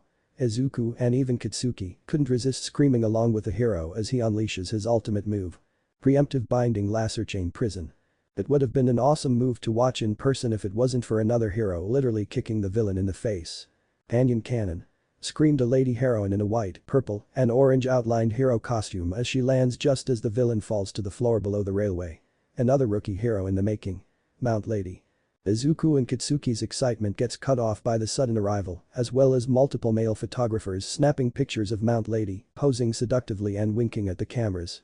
Yep, the hype went away as the two boys walked off with the former slapping his forehead at the perverted men, while Katsuki cursed them out. Oh well, better luck next time for Kamui Woods. Doesn't mean he wasn't any less impressive though, and what about you two boys, planning on becoming heroes? The starfish man asked as he turned to them. Izuku and Katsuki looked up before turning to each other as they glanced back at the man with determined smiles. Yeah, more than anything. The jog from the railway to Aldera Junior High, their middle school, wasn't that far and the two easily made it in time. They entered their classroom and blended in with the rest of their classmates as they silently made their way over to where Yubi and Ine were, by the windows. They waved at them quietly as Izuku waved back before his bright smile dimmed. Immediately, the four males talked about the fight with Kamui Woods, Mount Lady, and the villain, though Katsuki scoffed the moment the heroine's name was mentioned. Izuku doesn't blame his hatred for heroes like her, the ones who were purely heroes for the fame, but he doesn't let it stop him from talking about the fight that occurred. Hachin. Deku. A girl who had a crush on the two saw them and shouted their names. Said two flinched and hunched their shoulders, they and their friends trying to pretend they didn't hear her, but it was all for naught. Like moths to a light, the two boys were swarmed by their classmates, all of them asking to hang out, do study sessions, ask for a date, give them gifts, etc. To show their kindness. Izuku's face quickly morphed into a scowl that rivaled Katsuki's, but was thankful that Yubi and Ine looked just as annoyed and disgusted as they were as they tried to get rid of the crowd. True and only friends, Izuku was grateful they're trying before a deep-seated feeling of anger and disappointment welled inside him. That's right, true and only friends. Throughout their whole lives, Izuku and Katsuki were bona fide aces in just about anything you throw at them. Grades, tests, mock battles, quirk evaluations, socializing, leadership, cooking, games, you name it, they lace it. Problem that comes with being good at everything combined with having flashy and strong heroic quirks is the so-called popularity that comes with it. Izuku grits his teeth as his hands threaten to turn into claws. It's so frustrating. Being looked at and the only things people seemed to know about him was his quirk, and Katsuki felt the same way too. Over the years as they grew up, students and teachers alike showered them with praise and compliments galore, but thanks to Katsuki seeing the truth behind it, Izuku did too. It was all false, just trying to butter them up to get on their good side and leech off their success once the two go pro. Izuku can only thank his best friend for steering him away and having his back, especially during the 1 year where he was bullied for grieving his deceased father. Even though he's recovered from both, it didn't leave him as he's marked with feelings of distrust and wariness of strangers. Especially if said strangers were classmates he knew he couldn't count on for anything. It's times like this that Izuku really hates how society is so centered around quirks these days, especially towards those with flashy, strong, and heroic quirks, because people with those powers are destined for greatness. In Japan, there's a hierarchy of sorts with quirks, with those deemed strong are placed on the top, while those with weak quirks, villainous quirks, or no quirks at all were at the bottom and treated like trash. There's also no escaping that people with mutant-type quirks are seen as less human or abominations, as Izuku hates to use the word. He wasn't blind that they were better treated in city areas compared to the distant countryside, but that doesn't mean the discrimination is gone or any less disgusting. Heck, there weren't many mutant-type quirk people in their school either. Izuku blames their biased-ass school for it. Unfortunately, it's not just schools that are biased and view powerful quirks above all else. Most heroes these days were people with flashy quirks and glory hound personalities, heroes with mutant quirks, and so-called trash quirks were either rarely heard of or people actively ignore them. Doesn't escape the fact that there were plenty of heroes practically lord their status over misfortune people. So-called heroes like Nightlight and Scarlet Flight for example, where they played the bitch in sheep's clothing through and through. On the surface, everyone believed they were like All Might, all heroic and pure hearts of gold. Izuku even got their autographs at one point when he first met them. However, he and Katsuki practically incinerated to ashes when they were killed by a crusading villain at different points in time and location. In the end, it was revealed the former was involved in a human trafficking ring selling young Japanese girls to perverted rich foreigners, while the latter was very bigoted against people with mutant-type quirks, where she participated in hate crimes and even left plenty of them to die during catastrophes. When the news reached everyone, Izuku wouldn't deny it rocked their world when they found out. It put a dent in the Greenet's admiration for heroes, while planting a deep-seated anger and hatred for heroes for using the name to do evil deeds in the ash blonde. Izuku's never seen Katsuki hate heroes as much as those two, as well as Mount Lady, if his expression when she appeared was to go by anything. But alas, even though their government made promises of performing background checks on ideals and morals, Izuku highly doubts that's the end of heroes parading the name around. Same with their classmates here, even though they all want to go onto the hero track like him and his best friend, he knows they're doing it so they can look down on people and gain money. But with those personalities, Izuku highly doubts they'd actually make it through one day in any hero school. He almost smirked at his harsh thoughts, but he suppressed it, can't give his classmates a reaction making them think he's either listening or interested. On Izu, I hear there's a new karaoke club downtown, we should go see. Bakugo, can you help me with this question here, I'm a little stuck. On Midoriya, let's spar, I'd like some pointers for my quirk. I know you're good at that.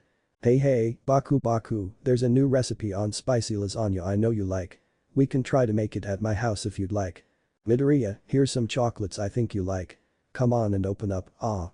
Bakugo, how about we try to hit the arcade later, I'd like to see you smash some of the games. Literally. If Izuku and Katsuki were tea kettles, they'd be steaming and hissing right now. Quite clearly, Yubi and Ine are able to tell as they increase their struggling to depart the crowd, but are still proving futile. Even though it was their incredibly biased teacher coming in and closing the door, it finally put an end to their classmates' nonsense, as the two could finally breathe a little. Exhausting. Utterly exhausting. Izuku and Katsuki looked at each other in annoyance, and their energy was now drained out of them. Like plenty of other kids, middle school sucked ass. Izuku could only hope that their new classmates at UA aren't going to anything like this. Itsuki just sat in his chair while learning back as Izuku just took out his notebook and began writing down more notes from today's fight as he listened. So, as third years, it's time to think about your futures and what you want to do with your lives. He began as Izuku stopped writing for a moment to glance up, I could pass out your career aptitude test, but why bother? We all know you all want to go to the hero track. He threw the papers with the students' names and quirks on them, with their high school choices listed on them, into the air. And with that, everyone in the classroom, including Yubi and Ine, began using their quirks in the room. Everyone except Izuku and Kitsuki, who were still disinterested, their moods still in the dumps.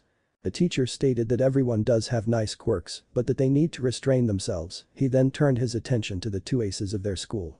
Izuku Midoriya and Kitsuki Bakugo are two fabulous aces of our school. He side-eyed them as everyone turned to them with adoring smiles and suggestive looks.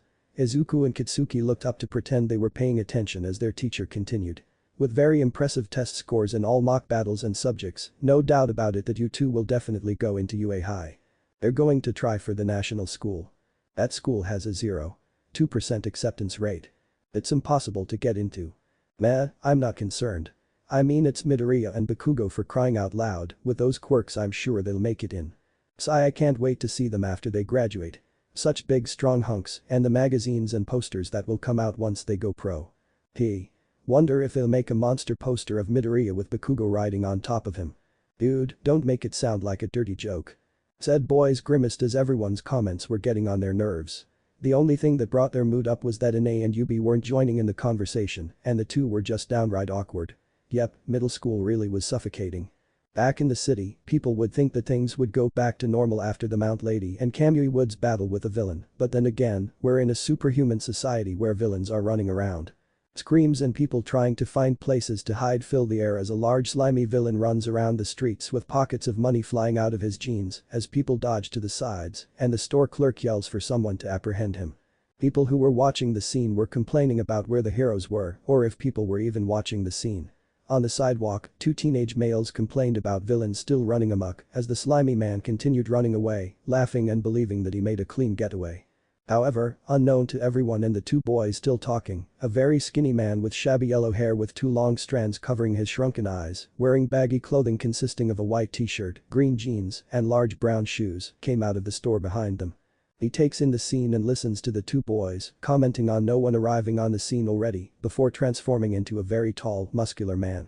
His former shabby hair slicked backwards as his two long strands straightened and became a V-shaped sign. The baggy clothing began to properly suit his form as the fabric clung to his skin like a hug. Yes, there is. You know why. A deep voice exited his mouth as the two boys and everyone near them turned around. There wouldn't be a single person in the world who wouldn't know whose voice belonged to as the now tall, strong, blond man steps out into the light. Even the villain, who was pretty far away, was able to hear the voice and turned to look. Despite being covered in slime, his entire body was filled with fear, his eyes widened and began to sweat in terror as he recognized the man in both appearance, voice, and his signature catchphrase. Because I am here. Move it, weakling. Scoffed a tall ginger-haired boy, leader in a gang of 6, as they glared haughtily at a fallen underclassman as he landed into his friend's arms. The girl then scowls at them, which catches one of the 3 girls as she marches up to her. Huh? You dare glare at your betters, you little slut. Well then, come here and she screeches like a banshee as she draws back her left hand, about to slap the younger girl when her wrist is caught. She turns, a whole slew of swears she plans to throw out before she pales when she sees Izuku. He glares venomously at her with Kitsuki behind him while Yubi and Ine help the distressed freshman. Oh, Izu baby. I'm glad to see you have taste. She tries her best at flirting and sways her body to tempt the green, but is pushed back by him. Yeah, sorry, but at least I have taste. Behind the scowling blonde were her 2 other female friends laughing at her. A boy from their group then saunters his way to Kitsuki, his face scrunching up as though trying to imitate a gangster. Hey Bakugo, don't get off your high horse yet, I have a new move that I'm dying to test out on you. We'll see you'll be best. Yeah, sure, like the last 3 times you tried to fight me and failed. Now it's the boy's turn to scowl. Yeah, but come on, surely we'd be better company than those 2 losers you guys always hang out with. For real, like what's so interesting about some pathetic freaks with weak pathetic queer? Another boy and girl tried to insult Yubi and Ine, but all words die in their throats when they take in Izuku and Kitsuki's faces. While they were glaring themselves, this glare was terrifying. Shadows casted over their eyes while their pupils flared with anger and a promise to bring pain. All around them, students of all ages and grades alike froze as though ice stuck them to the ground and all the air got sucked out of the hallway. The group of 6 took some steps back at their ferocity as some of them were close to wetting themselves. Excuse me? Who are you to call our friends pathetic when you all aren't off your high horses? So some extras think they have the right to talk shit, huh? Don't forget all the times you failed your shit and all you got are some fancy words, but with no weight to them. Fine then, you all want to have a round. Then, I hope you all are volunteering to test out Katsuki's new move he was testing out a few weeks ago. Yeah, I'm dying to see how it'll hold up against a villain or a weakling, although I definitely don't want to end up behind bars because a bunch of talkers can't even hold up their banter. Izuku's eyes flared purple while a few sparks let loose in Katsuki's hands. Bluff or not, they were serious with their threats as the group of 6 then scampered off, only to run into a teacher. Said teacher immediately starts yelling at them and hitting them with a ruler for disturbing their 2 aces on a good day. The 2 then leave with their 2 friends, knowing the only thing their teacher was going to do was let those 6 idiots off with a slap on the wrist. The Greenettes sighed. This was their daily routine at middle school, being hampered with praises by their classmates, fed compliments by their biased teachers, and having to deal with a bunch of morons with their heads so far up their asses that they think they can see Neptune. Izuku ran a hand through his hair, already feeling a headache coming on from having to endure another hellish day of middle school. And it seems Yubi notices his sour mood. Hey, if you and Kaken are free, want to go to the arcade for some time before going home? Yubi asked. Sure, both my parents are at work. Deku, you coming? Katsuki turned to Izuku and saw he shook his head. Sorry, my mom asked me to get groceries once school was done and look after our home, so not today. Ah, that sucks, but it's cool man. See you tomorrow then. Ine complained before he and the other 2 waved Izuku goodbye as they went in the opposite directions. Izuku walked off before he sighed once more. He subconsciously hugs his midsection as a feeling of loneliness eclipses him, already missing the company of his friends.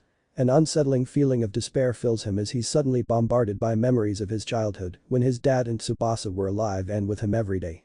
The time where his childhood was filled with smiles every second and a new adventure to begin with his group all gone when they died.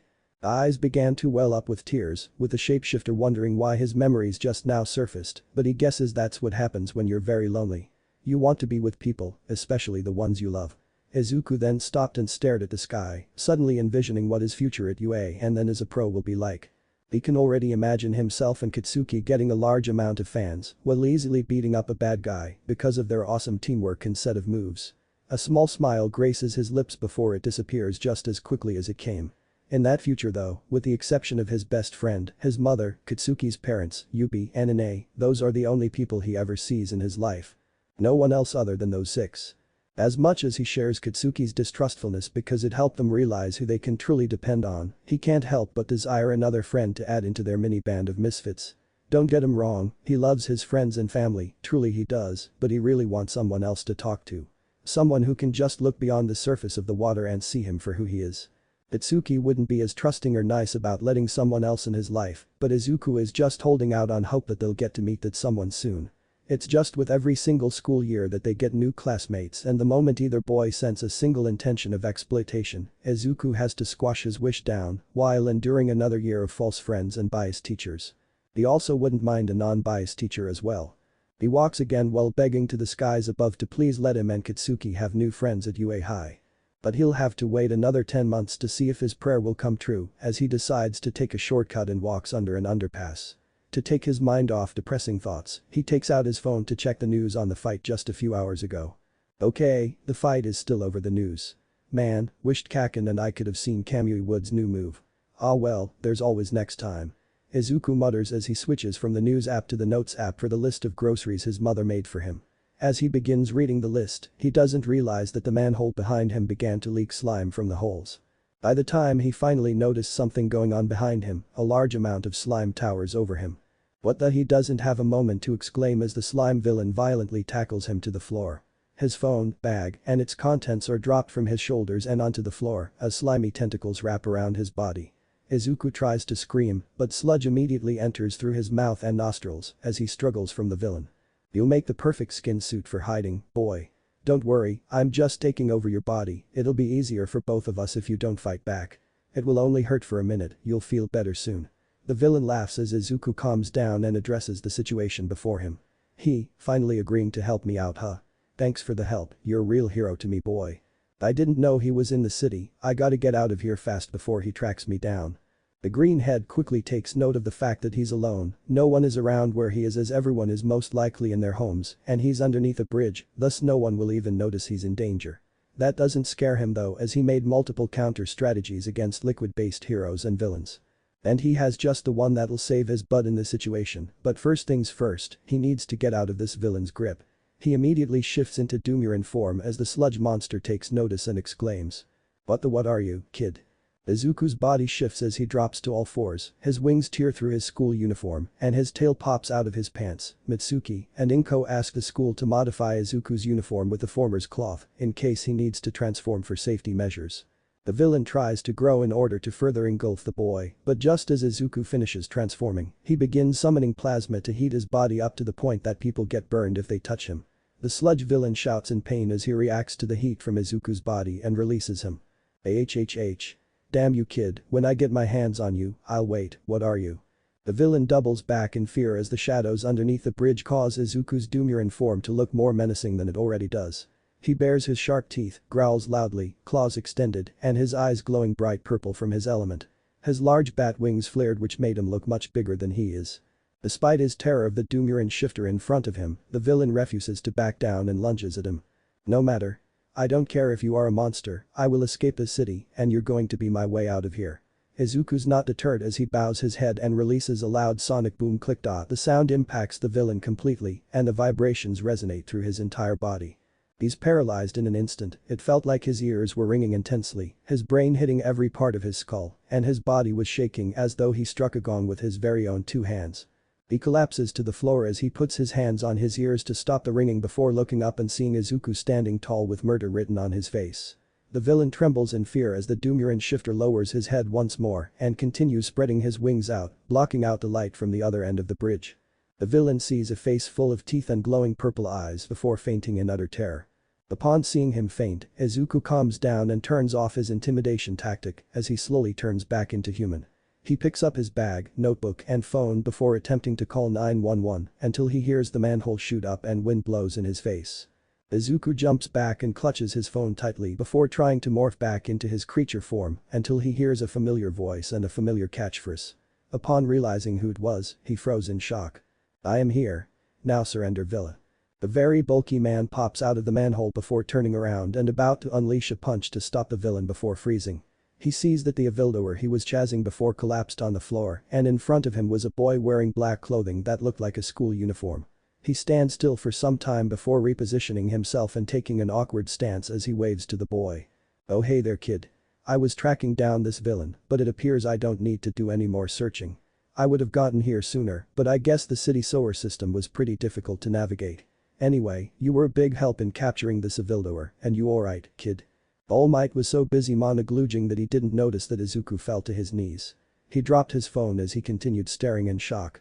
It's All Might, the world's strongest hero. His and Kachan's idol was standing right in front of him, he's literally a few feet away from him, he just couldn't believe that the All Might is standing right before him.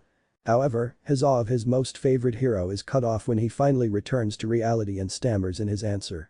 Oh yeah I'm fine, All Might. Izuku shakingly grabs his phone as All Might grabs a soda bottle before drinking its contents and begins collecting the villain inside it.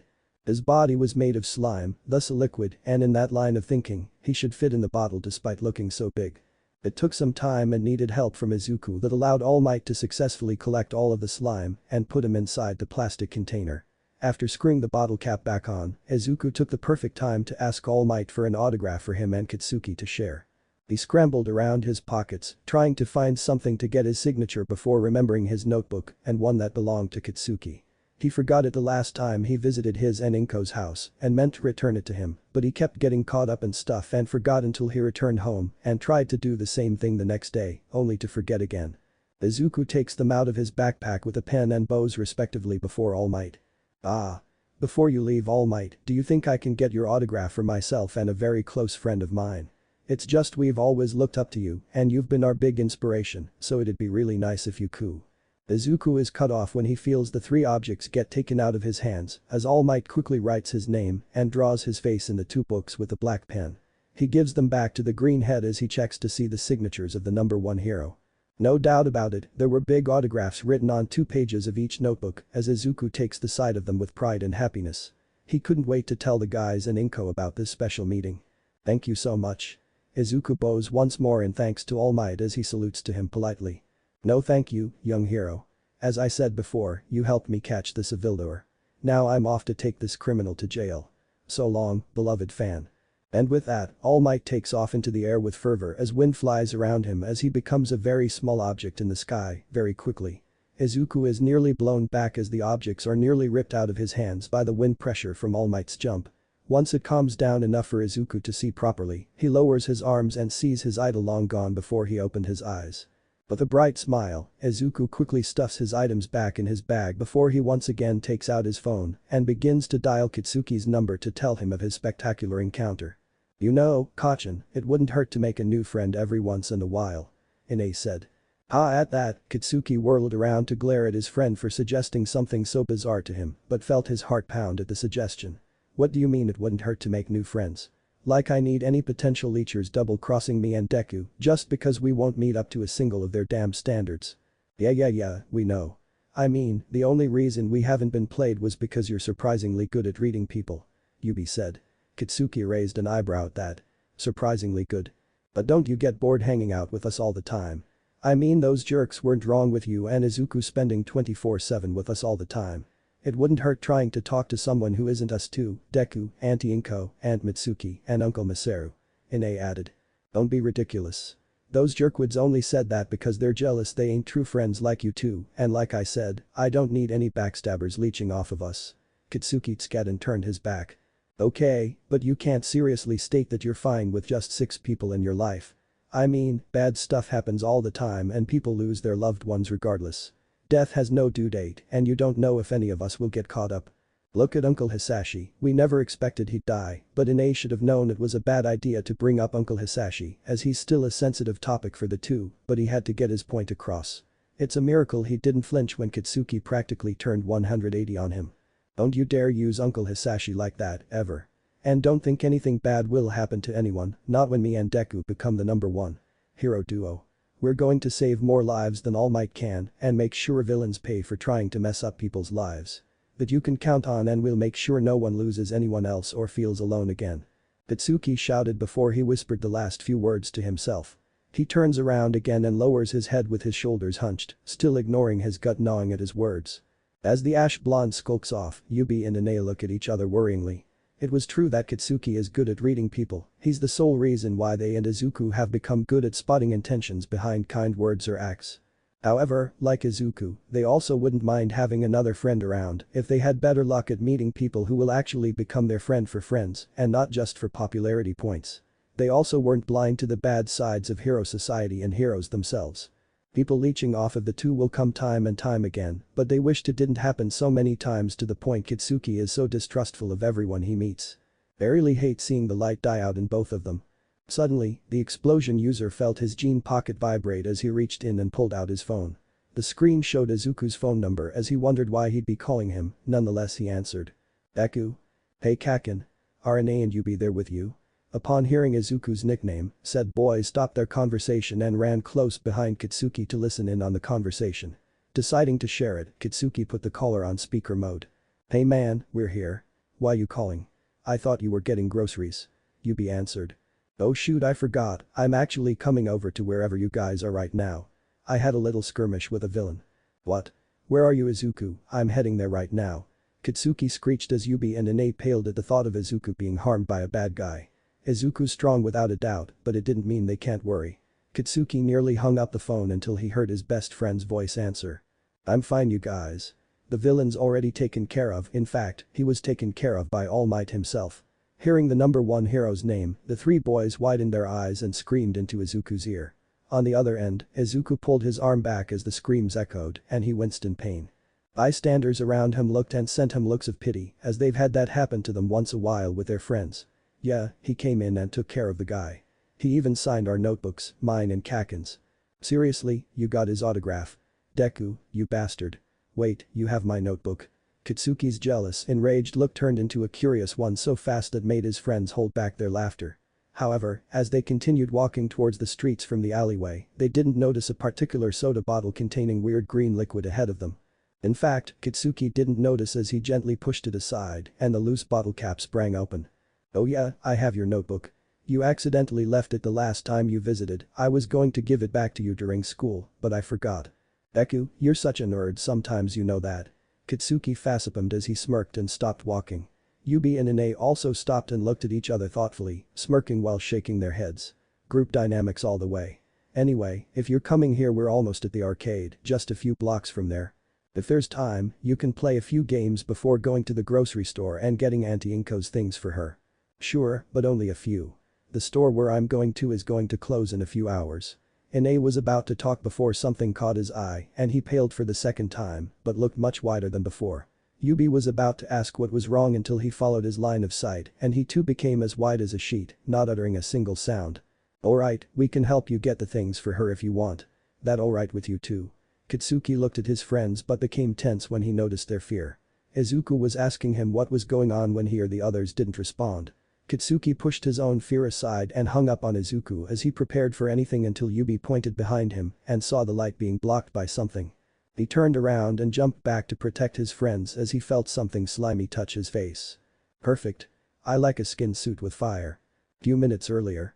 All Might was flying through the air while looking back at the ground that was shrinking more and more by the second. The sight of the city as he's flying will never get tiresome for him, it was always a sight to see and it reminded him of his time in America.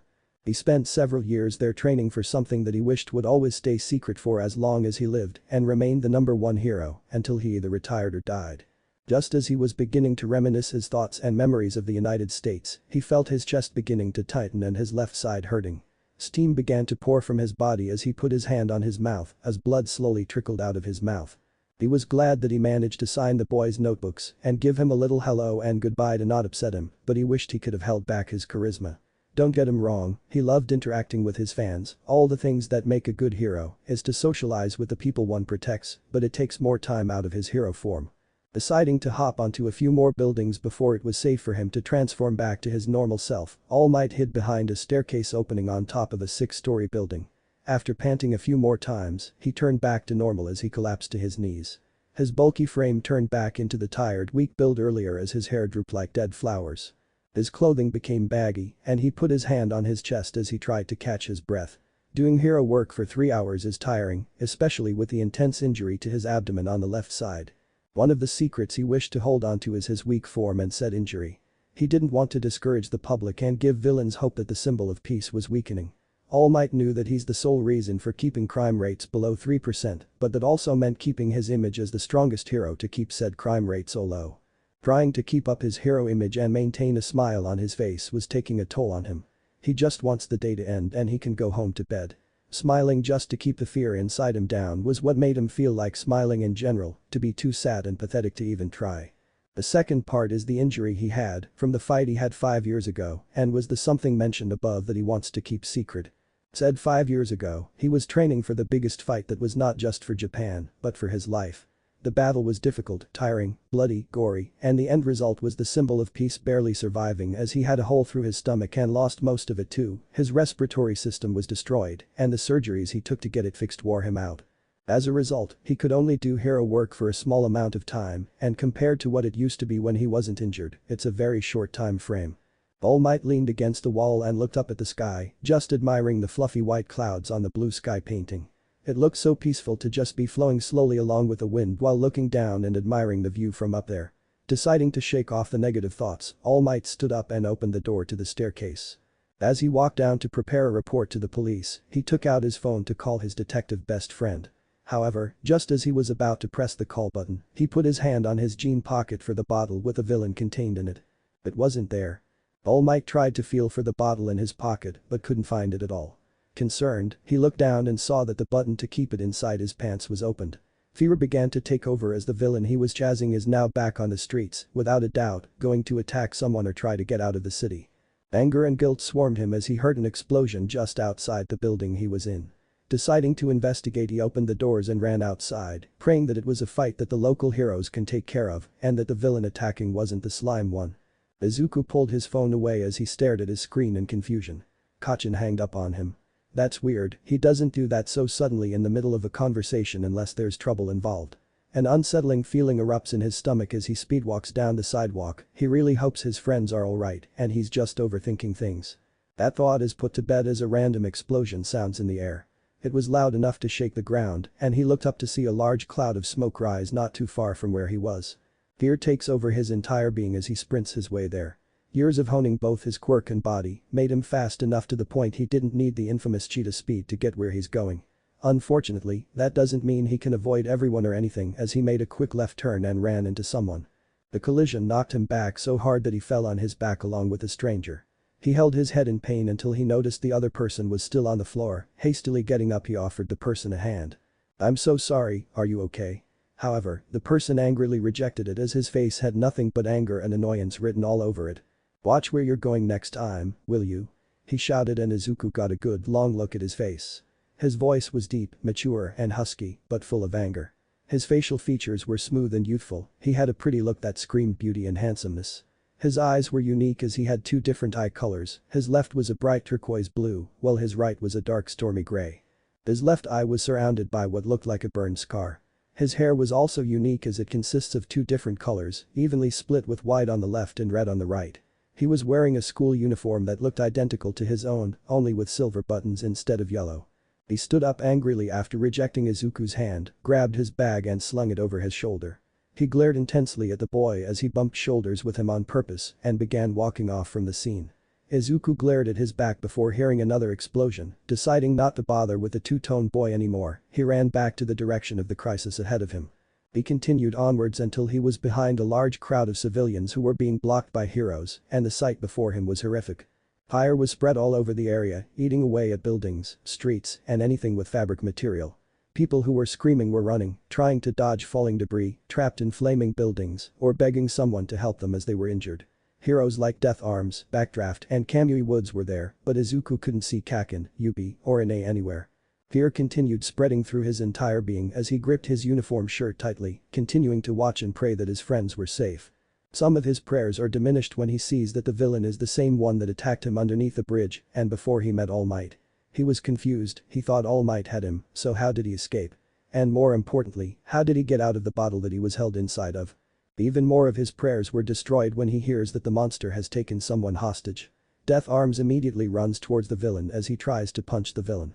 Unfortunately, his attack does nothing as the slimy body completely nullifies the punch and he retaliates by sending the hero flying into a wall.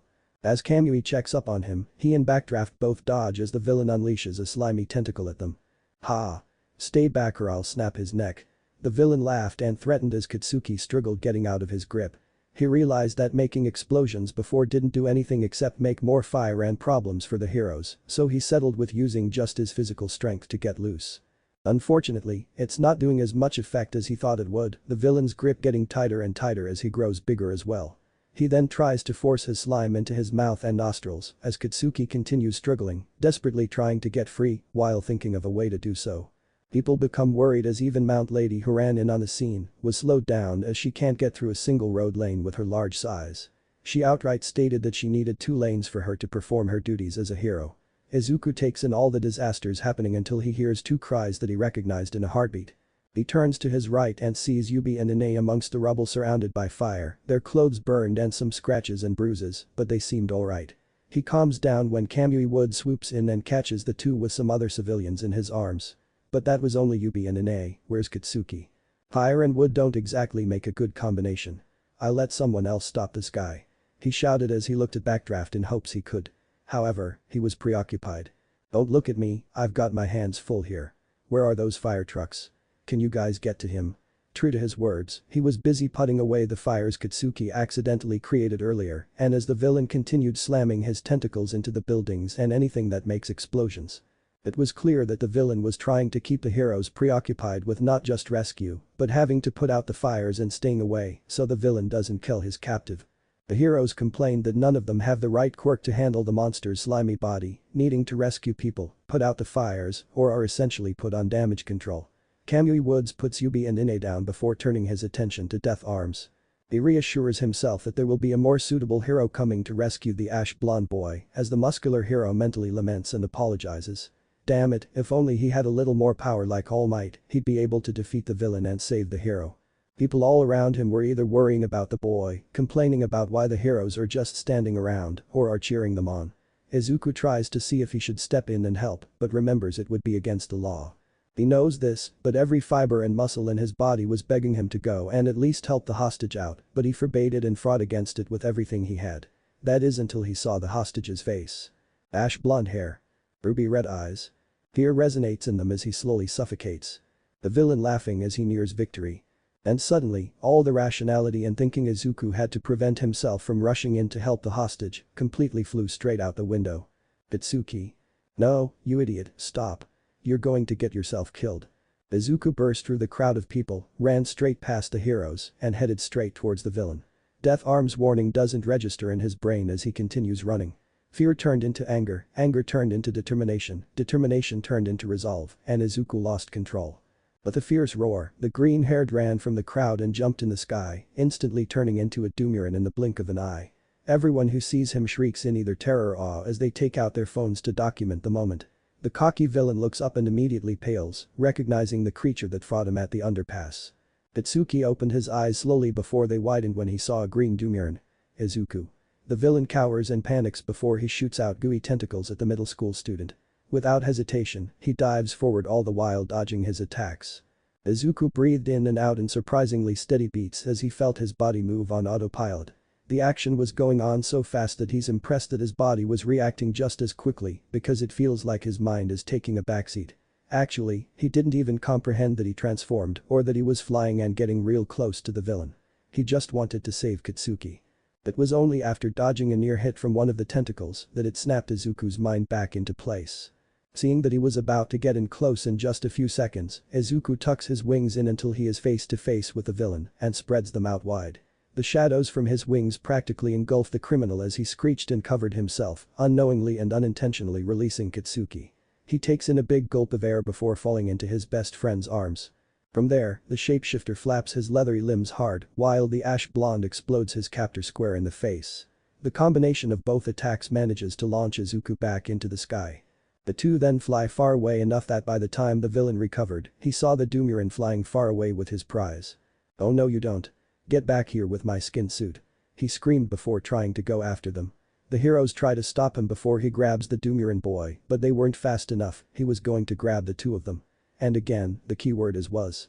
Just as the tentacles were about to grab Izuku, All Might appeared, grabbing all the tentacles from reaching Izuku and Katsuki. Everyone is shocked to see the number one hero and symbol of peace all of a sudden, but worries and fears turned into happiness, joy, and cheers. Izuku and Katsuki stopped long enough to take in the scene before them, their favorite hero was right there in front of them, and he was about to kick ass. All Might saw everything. It was the same sludge villain that he was chasing that was attacking the place. How could he have been so careless and foolish? He let the criminal slip through his grasp, and it was destroying everything in sight. He even heard it took a hostage, everything was his fault, he was pathetic and weak and disgraceful.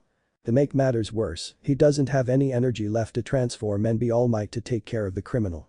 Even more bad news, the heroes in the common areas can't handle the villain, as none of them have the right quirks to fight him. He was so angry at himself for letting all of this happen until he saw the same green-haired boy he met back when he first attained the criminal burst from the crowd. The boy was reckless.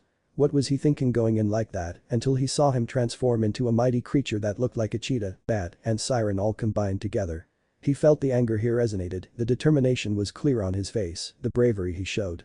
His eyes traced the boy as he took off high in the sky before dive-bombing straight towards the villain, dodging his attacks until he got close enough that he flared his wings so wide, he stopped his descent. The villain got terrified from seeing the creature up close and personal that he loosened his grip on the hostage. The boy grabbed the captive and took off, leaving the villain with nothing. All Might was stunned by what happened, a boy that was around 13 or 14 years old went in and rescued the boy. Not even the heroes around the area that were fighting the villain were able to do that, but this kid did it.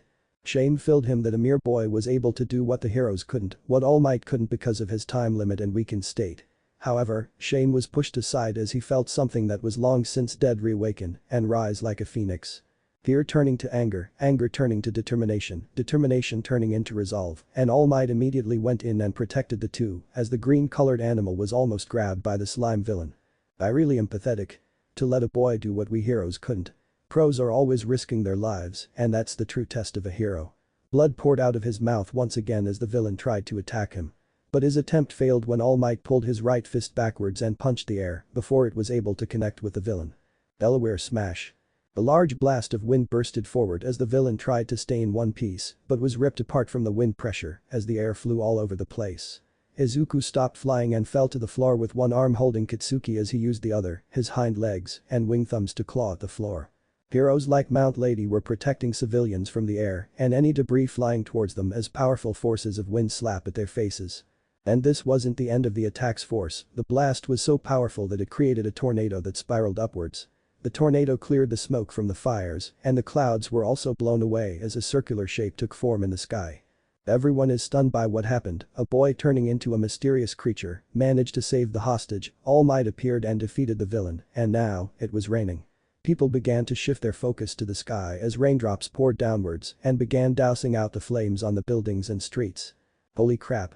He changed the weather. Death Arm spoke as his eyes widened in awe and disbelief. Everyone also comments on it before one person from the crowd directed their attention onto All Might. Him saving the day once again as he did his signature victory pose. Punching his left fist into the air as the crowd began cheering once again.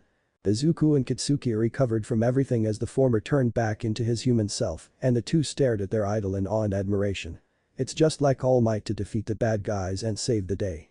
The two slumped on the floor and closed their eyes, just thankful that it was all over. Once things were settled, the heroes began collecting the scattered amounts of sludge and the police took care of things after he was molded back together in one piece. He was then placed in a large container before being transferred to the police station. Those who were injured were being looked after as Katsuki, Yubi, and Ine were inspected by the medics. Luckily, none of them had any serious injuries and were allowed to leave, but the three stopped when they saw Kamui Woods and Death Arms berating Izuku harshly. The greenhead doesn't do or say anything, just standing there with a blank face. You're crazy, do you have a death wish? There was absolutely no reason for you to put yourself in danger like that. Deciding enough was enough, Katsuki stormed over and pushed the two aside as Yubi and Ine stood beside Izuku. Hey, back off. At least he was able to save my ass. What were you guys even doing while I was being suffocated? The two heroes flinch at the criticism before trying to defend their actions for seemingly standing around. None of us had the right quirks for the job, if I had more power I could. None of the right quirks. Oh, and Izuku's quirk was best for the situation. At least heroes like Backdraft had a good reason for not helping when he had others things to do like rescuing civilians. Then again, you could have had Backdraft cover either of you in water, that way you'd be able to get past the slime and grab me. And Mount Lady could have just shrunk a little bit and yanked me out of there or helped save people even if she was a little bit smaller. There could have been a number of things either of you heroes could have done to help out and not just saving me, but save the other civilians as well.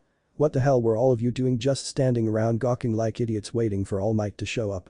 Itsuki's rant causes the heroes to rethink their actions and had the decency to look ashamed that none of them had thought of that. Everyone took note of the scene before them, but most shrugged it off, but not the heroes, the four boys, or the symbol of peace who was being swarmed by interviewers. Even though he was busy, he was still staring at the green head intently as the ash blonde wrapped an arm around him as he led him and the other boys away. Maybe he could be the one. The red and white-haired boy stared in shock. His day was one of his worst as he had been bombarded by his classmates when asked what he wants to do in the future. There was no doubt that it was to be a hero, but what irked him was being asked if he's going to be one like his monster of a father. Brushing off his annoying classmates was easy when you have a strong quirk and are intimidating enough to get them to leave, but his day was still tiresome and irritating. Made even more so after getting knocked over by a clumsy green-haired brat, he should have watched where he was going.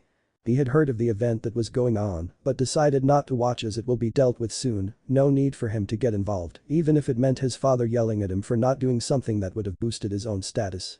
However, something was begging him to stay and watch at least, he didn't know what it was that was egging him to do so, but he did it anyway. He only stood across the street, just watching annoyingly that the heroes weren't doing anything as the villain laid waste to destruction while holding a hostage. He supposed that he couldn't blame them for not doing more than rescue, since they didn't want any harm to come to whoever's being held in its grip. But his annoyance and bad day turned into something he'll never forget. The same green-haired pest that bumped and knocked him over emerged from the crowd. People and heroes were screaming at him to come back, but he didn't listen, only moving forward before the most memorable thing happened. He turned into a Dumuren, most of his body was covered by his school uniform, but he could see his fur was a silky emerald green, with his large wings and back fin tearing through the fabric. His black and white tail was thin and had a scaly green leaf-like design at the end. He could feel the creature's roar as he flew up in the sky before dive-bombing and intimidated the villain enough to grab the hostage. He flew away from the scene, and that's when his most favorite hero All Might appeared and took care of things as usual. Even more amazing was that he changed the weather with just one hit and made it rain. It was so fantastic that he couldn't believe he witnessed everything that just transpired. He stood there for several more minutes until the heroes began collecting the villain to arrest him, but he didn't care about them, he was searching for the Dumuren. Well, he didn't see the Dumuren, he did see the boy who turned into one, only this time, he was being yelled at by the heroes until 3 other boys came in and defended his actions. He didn't care what the conversation was about, but it got the heroes to back off at least before the 3 checked up on their friend. Deciding to take his leave, the two-tone boy walked away without anyone noticing. He couldn't believe it. He saw a Dumuren. An actual Dumuren. Although, he knew it was only the boy's quirk that allowed him to turn into one, but still. He saw the one thing that made his life a little easier besides All Might. And like that, his worst day turned into one of the very few days that he'd like to stay remembered. After the 4 were checked that there were no injuries, they were taken by the police for eyewitness and interviews. Their parents were called, and despite their worries and Inko's loud crying, they were reassured that their sons were fine. It took them until late afternoon that the 4 were allowed to go back home. After waving goodbye to Yubi and Ine, Izuku and Kitsuki were walking home before they separated a few blocks away. They were tired from everything and were just glad that it was the weekend tomorrow. "Thanks for saving my lame ass," Kitsuki bluntly and awkwardly stated as Izuku looked at him with tired emerald eyes. "No problem. Those dumbass heroes should have yelled at you, even if you ran in like that. It was reckless, but I couldn't just stand there and watch you die." There was a hint of sadness and fear laced in Izuku's tone of voice that Kitsuki looked at him with concern. "You, Mom, Aunt Mistuki, Uncle Masaru, Yubi and Ine are all I have. If something happened to any of you, I don't know what I'd do." Kitsuki stared as they also stopped walking for a moment. Ever since Uncle Hisashi died, he kept an eye out for Izuku and Auntie Inko, even though he was also in the midst of recovering himself. Considering how the two know each other like the back of one another's hands, he could read Izuku like an open book. He, like Yubi and Ine, could tell that Izuku longs to have someone else to talk to, and though Kitsuki really doesn't want to feel or admit it, he could feel his heart also lurch at the chance to make a new friend. Trouble is, every time someone hears what their quirks were, it's elementary to middle school years all over again, and both boys have to have their hopes die out like wilted flowers. Kitsuki narrows his eyes very slightly, it's been like that for a long time, and will most likely be like that in UA, in spite of his heart saying otherwise. Compared to Izuku, Kitsuki is more than willing to have only 6 people in his life. It's not his fault that he could pick out people's exploitative intentions like sore thumbs and give him deep-seated feelings of distrust. It was just too easy to pick out, and again, it's been like that for a very long time that Kitsuki has accepted they'll most likely never get to have the friend who'll look past the surface. His heart lurched again in retaliation to his crippling thoughts. Kitsuki closed his eyes before forcefully squashing down his feelings before wrapping his arm around his best friend. It's saddening, in his opinion, but these days there's only one thing that'll get Izuku back up and running. Yeah, well, none of us are going anywhere. And even if something does happen, I'll kick their ass. Just not like today. Hearing a small chuckle, he continued, but it was cool getting to see All Might in action. True, especially that punch that changed the weather. Delaware smash. Haha. That was awesome. Kinda glad I got caught, otherwise I wouldn't have gotten to see it. Hackin'. What, you know you like that move as much as I do. At least I'm able to hide my nerdy excitement about it though. You jerk. Izuku laughed as he punched his shoulder, and Kitsuki grabbed it while rubbing it, even when joking Izuku can still literally throw a punch. The two laughed it off before calming down. Thanks for that. Izuku smiled. Don't mention it, you crazy nerd. Their happy moment was cut off when a large man with blonde hair, blackened eyes, and a large smile while half bent at the waist came running out of a gap between 2 houses. I am here. All Might. Izuku and Kitsuki screeched as the number 1 hero appeared out of nowhere and were now in front of their faces. The man immediately slapped his hands on their mouths, begging them to be quiet and making sure no one heard them shout his name. After making sure there isn't anyone else other than him and the 2 boys, he removed his hands and sighed. Please be careful when you shout my name out, boys, getting rid of those reporters is trouble enough. The boys were still silent. Why was the symbol of peace here? What the hell are you doing here though? Kitsuki quietly yelled after getting a hold of himself. This is his second time seeing his and Izuku's idol today. Izuku's still in shock from seeing him for the 3rd time as his mouth hung open. There's something I want to ask the young green-haired boy, but I hope that I find him alone though. All Might bashfully stated as Izuku looked shocked by that. What do you mean you hope to find me alone? What do you want? Izuku questioned shyly before they recognized steam rising from All Might's body. Hey, what's going on with the steam? Kitsuki worried as he and Izuku rushed to him before the tall man put up his hand, motioning them to stop. I wanted to talk to the green-haired boy alone, but I didn't think you two would be together. But no bother hiding it anymore. Just don't scream after this, alright? he said as more steam rose before it covered him whole. Izuku and Kitsuki covered their eyes before the steam dissipated enough that they could see again. But what they saw shocked them, but they remembered that they promised All Might they wouldn't scream. Instead, they slapped their hands over their mouths to prevent any potential noise from escaping. Their idol was now a very skinny-looking man with his slicked-back blonde hair looking shabby as it dropped. His baggy clothes no longer fitted his frame as his face looked shrunken and ill-like. The boys still struggled not to scream or do anything that would attract anyone. Their favorite hero of all time was now this skinny, frail-looking man. What in the hell happened? All Might takes in their reactions before sighing. The boys calmly remove their hands from their mouths as he begins talking again.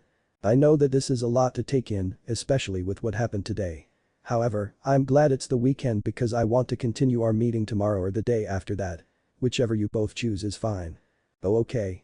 Izuku stuttered as All Might handed Kitsuki a piece of paper and address and place written on it. The Goba Municipal Beach. Arrive on 7 a.m. on Saturday or Sunday. I'll be waiting. The Goba Municipal Beach. It's that place a junkyard now? Kitsuki raised an eyebrow. It's true, the beach was once a popular spot for people to go see the shoreline until the population began dumping their trash on the place. Now it's a dump for who knows how many years. And that's why no one will be there. It's a perfect place for me to discuss things with the both of you, especially you. All Might pointed at Izuku but didn't catch his name. Oh, I'm Izuku Midoriya. Kitsuki Bakugo. The two stated their names as All Might nodded.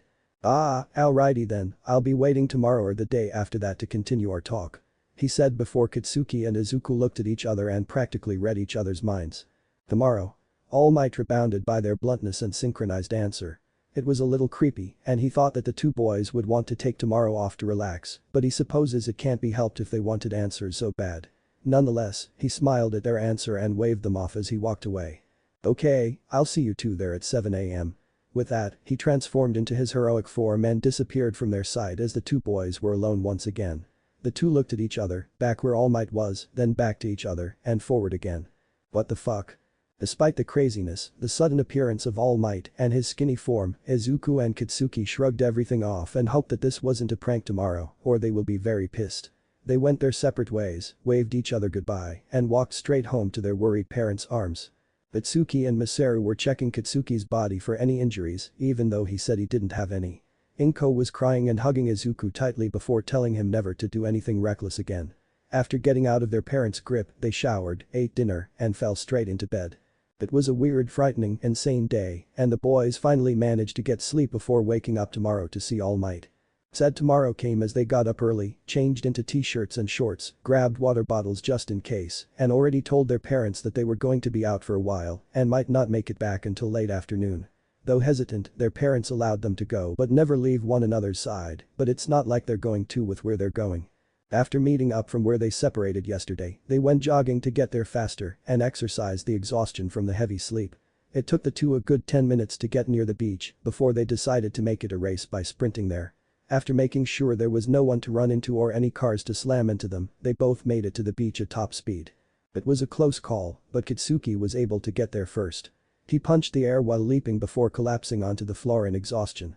I win, take that DEKU. He said in between pants as Izuku had his hands on his knees and was about to collapse too, but he remained upright. Fine, next time though I'll beat you. Izuku swore until they heard someone approaching. That Izuku straightened his back and Kitsuki stood up. In front of them walking is All Might in his skinny form. It was still a little jarring for the two to see their idol like this, but they hoped everything would be explained soon. Glad you both made it, and the fact you turned it into a little race is good for exercise. He stated. Enough with the flattery, Izuku and Kitsuki both want answers and to continue the talk yesterday. All Might, with respect, can we continue the talk we had yesterday? What do you want to discuss with us? Izuku cut straight to the chase as All Might's smile turned into a tired frown. Alright, I did promise you both that. However, what I'm going to tell you must stay secret, thus you can't tell your friends, teachers, or even your parents about this unless we three agree that it's safe. You two understand? After getting two nods, he took a deep breath before using his left hand to lift up his shirt.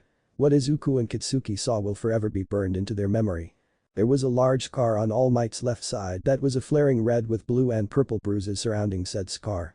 Multiple lines meeting the old injury looked like the skin was forcefully sewed to heal faster. Honestly, it looked like a black hole had opened inside of him and tore him apart before closing the hole back together. Suddenly, Izuku and Kitsuki were regretting their run and believed that their jog left them dizzy and nauseous as the former collapsed to his knees while the latter took some steps back. Their idol was badly injured and that injury was never shown either, it was jarring that such an injury was on him. All Might suspected this to be their reactions and waited until the two were able to become comfortable enough to see the injury. Pretty gross, right? I got this in a big fight 5 years back. My respiratory system was basically destroyed, I lost my whole stomach and all the surgeries have pretty much worn me out. It can't be fixed. Right now, I can only do hero work for about 3 hours a day. Rest of the time, this is what I look like. He explained as Izuku stood up though he and Kitsuki were still sweating from both their exercise and the sight of the wound. Wait, 5 years ago. Then wait, is it the fight with Toxic Chainsaw? Izuku and Kitsuki theorized as they looked back at All Might. Wow, you two know your stuff, but no.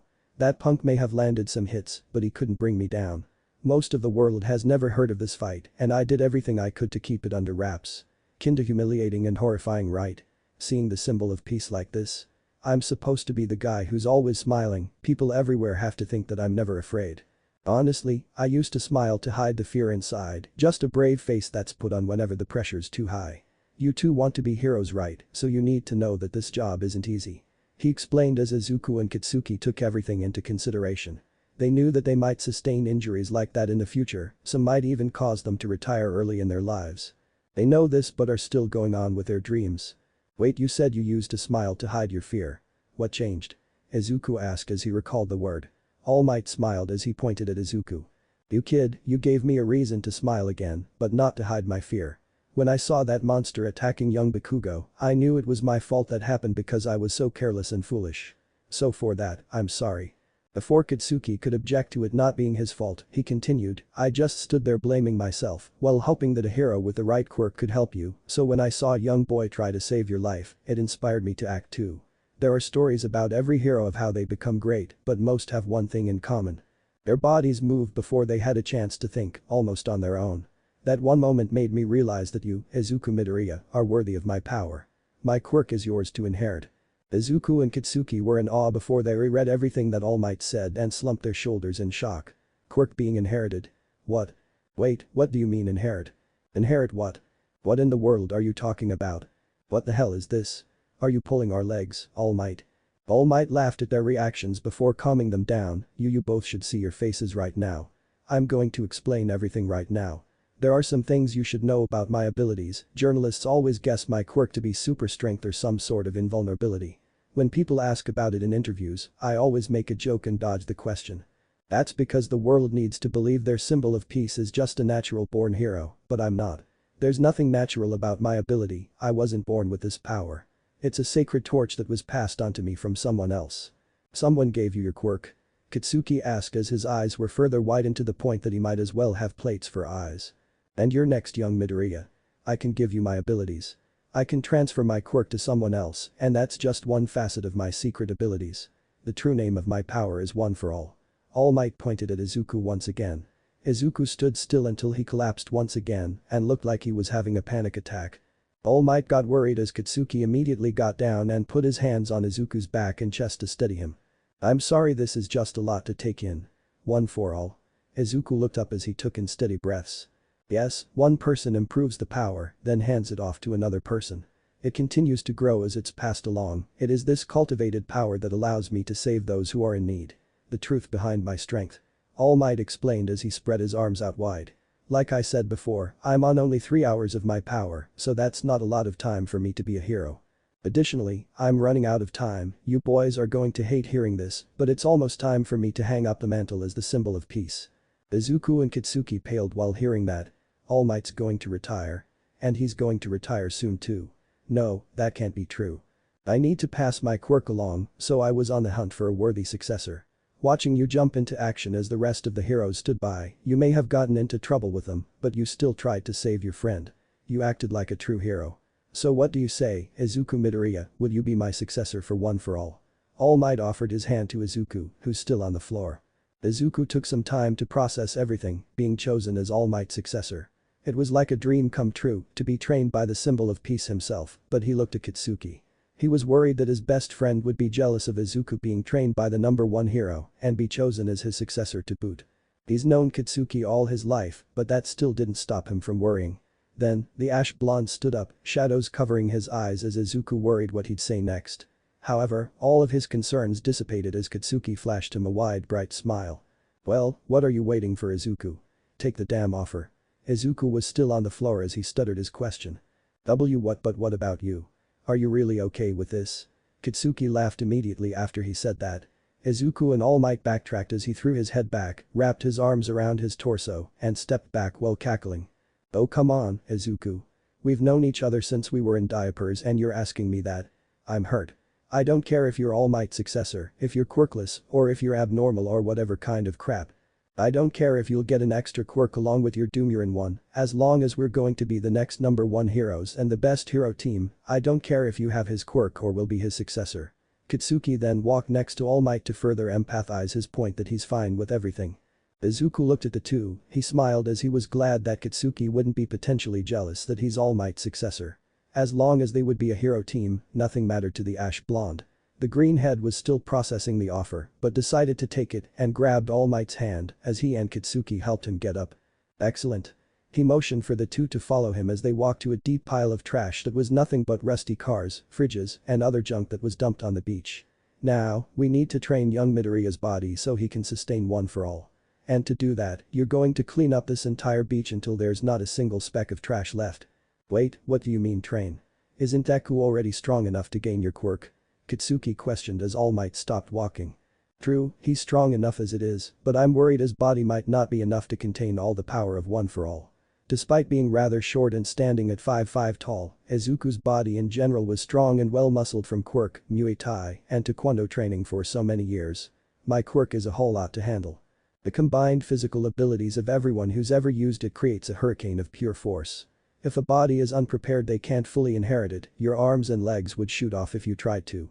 The thought of Izuku's arms and legs blowing off horrified him and Kitsuki as All Might continued. "You're my student and I'm your trainer at the moment. At the moment, heroes these days are mostly showing off and capturing villains, but things were different before quirks. Service was what mattered, back then heroes were those who helped the community. Even if it's boring, I want you to restore the coastline for the entire section of the beach. This is your training montage, young Midoriya, to be a hero and my successor." Izuku watched as All Might turned into his hero form and walked to an old refrigerator in order to destroy it to show off the still rising sun as he talked. It was a beautiful sight as All Might turned back to normal as Izuku and Kitsuki stared at the sunrise. The greenhead knew that this is his new training montage and he will complete it no matter what. His sight was blocked when All Might handed him a piece of paper with a schedule listed, his sleep, training montage, school, everything was listed there. "When you accepted my power and after I told you everything about One for All, I devised a training schedule and wanted to see if yours is either similar or you can adjust to it." Izuku looked over the list several times to see if it does interfere with his own training schedule. Surprisingly, not a whole lot, just a few extra hours into training on the beach, and that's it. "Actually, not much is that different, but I can adjust," he bluntly states as All Might smiles before he turns to Kitsuki. "Alright, and young Bakugo, I wanted to ask you on how you want your training schedule to be like." Now it's Kitsuki's turn for his eyes to widen in surprise as he turns to the smiling man. "Why?" "Because I like you. The way you fought against the slime villain, you showed determination and refusal to give up. Additionally, I know why you didn't use your quirk to escape, because it would cause fires and give the hero something else to worry about. That was careful analysis, and you were prioritizing the citizen's safety, something a hero should always keep in mind. Also, you didn't hesitate to have young Midoriya's back when he was being berated by those heroes and brought up many excellent points on what they could have done differently in that situation. Besides, I can tell how much young Midoriya cares for you and trusts you very much. I wanted to make sure this is between me and young Midoriya, but if he trusts you then so do I. And like I said before, I like you so I'll be training you too." Kitsuki beamed with pride as he could feel happiness and his own nerdy excitement beginning to rise from within him. "Thank you All Might. I look forward to working with you." Kitsuki bows eagerly and Izuku smiles, happy that he won't train alone and that his best friend got recognized by the symbol of peace as well. All Might also smiles before he looks at the two, the sun still rising and the light brightly shows off their facial expressions of determination and resolve. "No reluctance from either of you. That's exactly how I figured you'd both respond." All Might smiles before he raises his right hand and clenches his fist as the sun continues rising behind him. "You two figured out where you both want to go for high school, correct?" "Yes. UA High School." The one where you went, and it's the best school around. Izuku and Katsuki answered, and All Might's smile widened further as he chuckled slightly. I kinda figured as much. Well, the clock is ticking and the entrance exam is in 10 months. So in that time, I'm going to train you both to enter the school I attended. Don't either of you give up, it's time to go beyond. All Might screamed before punching his left fist into the air with the boys following suit as they shouted UA High's ultimate motto. Plus Ultra. Ever since that day, Izuku and Katsuki have been spending every other day at the beach with All Might there. Izuku was building his body muscle further in order to harness Ofa better, while Katsuki discussed the kind of training All Might and he would agree on. Focusing on building Katsuki's power and techniques. After revealing details on how the explosion user's power works, All Might devised arm and hand training regimens that would help Katsuki's sweat glands grow and give him more power. From that point on, All Might continued to oversee both boys' training, as well as getting to know them on a personal level. He was surprised and saddened to hear that Izuku and Katsuki's lives aren't as pleasant as he thought they'd be. After asking about their childhoods, the two tragically revealed that things have been nice until Izuku's dad died, and they've been plagued by people only wanting to get to know them for popularity points that's made them pits of distrustfulness. If All Might were honest, he's surprised to see such disheartened and angry looks on the two faces. Honestly, he'd much prefer them to be smiling, but meeting so many people like that, he can understand. Even more so when the sludge villain incident was revealed, their classmates and teachers were making it a big day. They were either showing false concern or posting on social media that they knew how the two victims' heroes were at the scene, just using them to be popular. Didn't help that their posts ended up attracting reporters to their school, hoping for an interview with the two or the students hoping to be seen on TV. It's only because of Izuku and Katsuki blowing them off that they squashed their dreams for popularity points. All Might felt sickened to hear the boys being used as advertisement sticks for fame from their own school. He'll have to make a note about it to Nezu if it'll make the boys feel better. Nonetheless, All Might can't sympathize with the two boys on what it's like to lose someone you love and having a small group of people you trust to consider true friends. Aside from having Ofa as the biggest secret of his life, there's also his skinny appearance and his injury that he made sure no one got a peek at. He worked hard and long to make Japan a safer place, and he was aware that if people were to know all 3 points, no doubt villains all over would surge to fight him. There was only a select handful that saw his skinny form, and even more of a select group that knew about Ofa, and that's even with the boys added in. All Might feels sympathy for the two, despite the two boys having strong personalities and determination to succeed and go beyond, there was something akin to sadness, loneliness, and distrustfulness that was lingering in their eyes.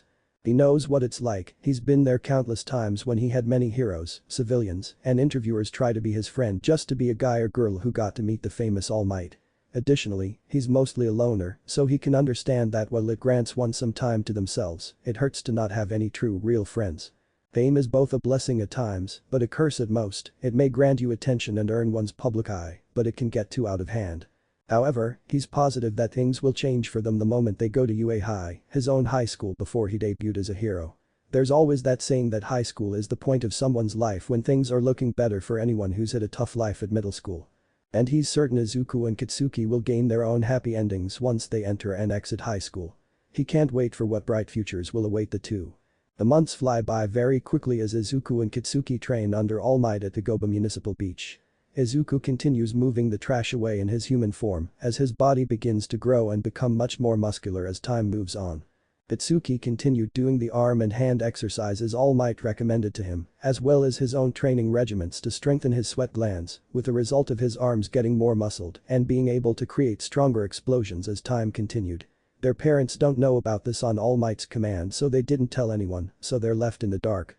At this moment, they just think their boys are training extra hard to make it into UA's entrance exam, given the immense difficulty to pass both the written and physical tests. As time continues to move onwards, middle school became much more bearable, even though Izuku and Katsuki had to cut off time with Yubi and Ine to train with All Might, the two understand as it's to get into UA High as they continue to study for their own high schools.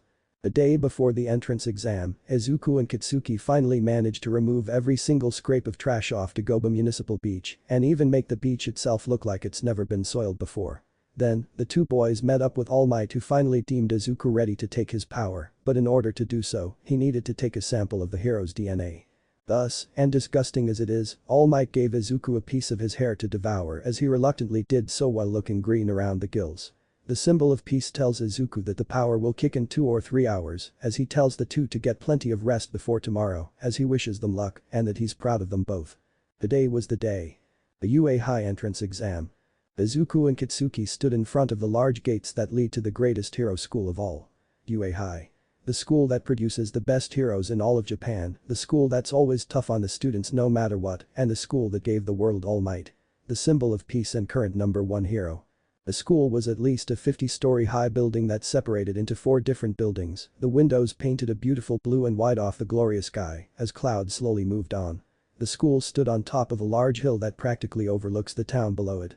Surrounding the building was nothing but lush forests of tall trees, with the wind blowing the branches as the gorgeous cherry blossom petals were pulled off of them. Down along the path to the main entrance are statues that are presumably the founders of the most famous hero school. Students from different schools continue walking towards the entrance as Izuku and Kitsuki look on. This is going to be the day when they enter and pass the test and enter the school that gave the world all might. The two look at each other and smile. They begin walking towards the entrance of UA High to begin the written portion of the test. However, as Izuku is walking he accidentally trips on a loose tile and is about to fall. Kitsuki tried to stop him, and Izuku attempted to summon his wings from his back until he felt something touch his back. His descent to the floor was halted, and he was floating all of a sudden. The green-haired flailed his limbs as he hovered the ground, as he and the ash blonde turned their heads to the person who stopped him from face planting on the ground. It was a girl with brown shoulder-length hair with 2 bangs almost covering her eyes. Her eyes were also the same color as her hair as she has a roundish face with vibrating pink cheeks. Her hands were raised as her fingers were spread out and about to touch each other. Izuku and Kitsuki saw her fingers had unique pads as she pressed her fingers together after the former was able to reposition himself and he felt his gravity return to him. Izuku landed on his 2 feet as he straightened before he and Kitsuki turned to properly look at the girl. "Hey, are you okay? I stopped you with my quirk, I'm sorry I didn't ask first. But, I figured you wouldn't mind me catching you. Isn't this all like way nerve-wracking? Well, guess I'll see you both inside." The girl asked as she awkwardly waved at the 2 boys before leaving for the main entrance. Izuku was about to catch up to her, but Kitsuki stopped him. "What? I'm just going to say thanks and ask her name." "Yeah, but. What the? Come on, already. You don't know if she might post on social media that we met the 2 sludge villain kids on her way to UA High. Bro, she didn't even look like she knew us. How is she going to post that if she might not know us? For all we know, if all 3 of us pass, she might be in the same class as us. How can we expect to get a new friend if you won't even let me talk to her and see for ourselves that she could be trusted?" And at that, Kitsuki stops and his retort dies in his throat. He looks away and drops his hand from Izuku's shoulders. The greenette sighs and does the same as the ash blonde looks back at him.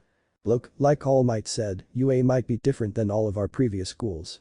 I know it's a long shot and could just be me talking, but I'm having a good feeling about this. So please, at least give UA a chance to make new friends and get to know that girl if she does end up with us." Izuku asks pleadingly and even does the infamous Midoriya puppy dog eyes. Kitsuki's doubtful looks begins to die out and with a loud sigh, gives way to his best friend's pleas. "Fine, but just." Her Dottie said while poking the smiling shapeshifter's chest. He then makes his way into UAS halls with a hand to his chest. The lurching feelings that his heart usually splurges whenever he's being his distrustful self suddenly feel like it's pumping with happiness. Weird. Izuku smiles and is about to head in himself before he catches sight of someone that he remembered 10 months ago on the day of the sludge villain. He stops and turns his head towards that person and is able to see a speck of white and red hair mixing together until they disappear into the building. He continued staring as memories of that person resurfaced. There was something particular about that guy that stayed with Izuku all this time.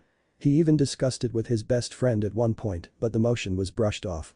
Izuku continued staring where the person was until he heard Kitsuki call out to him and that he was holding people back from climbing the stairs.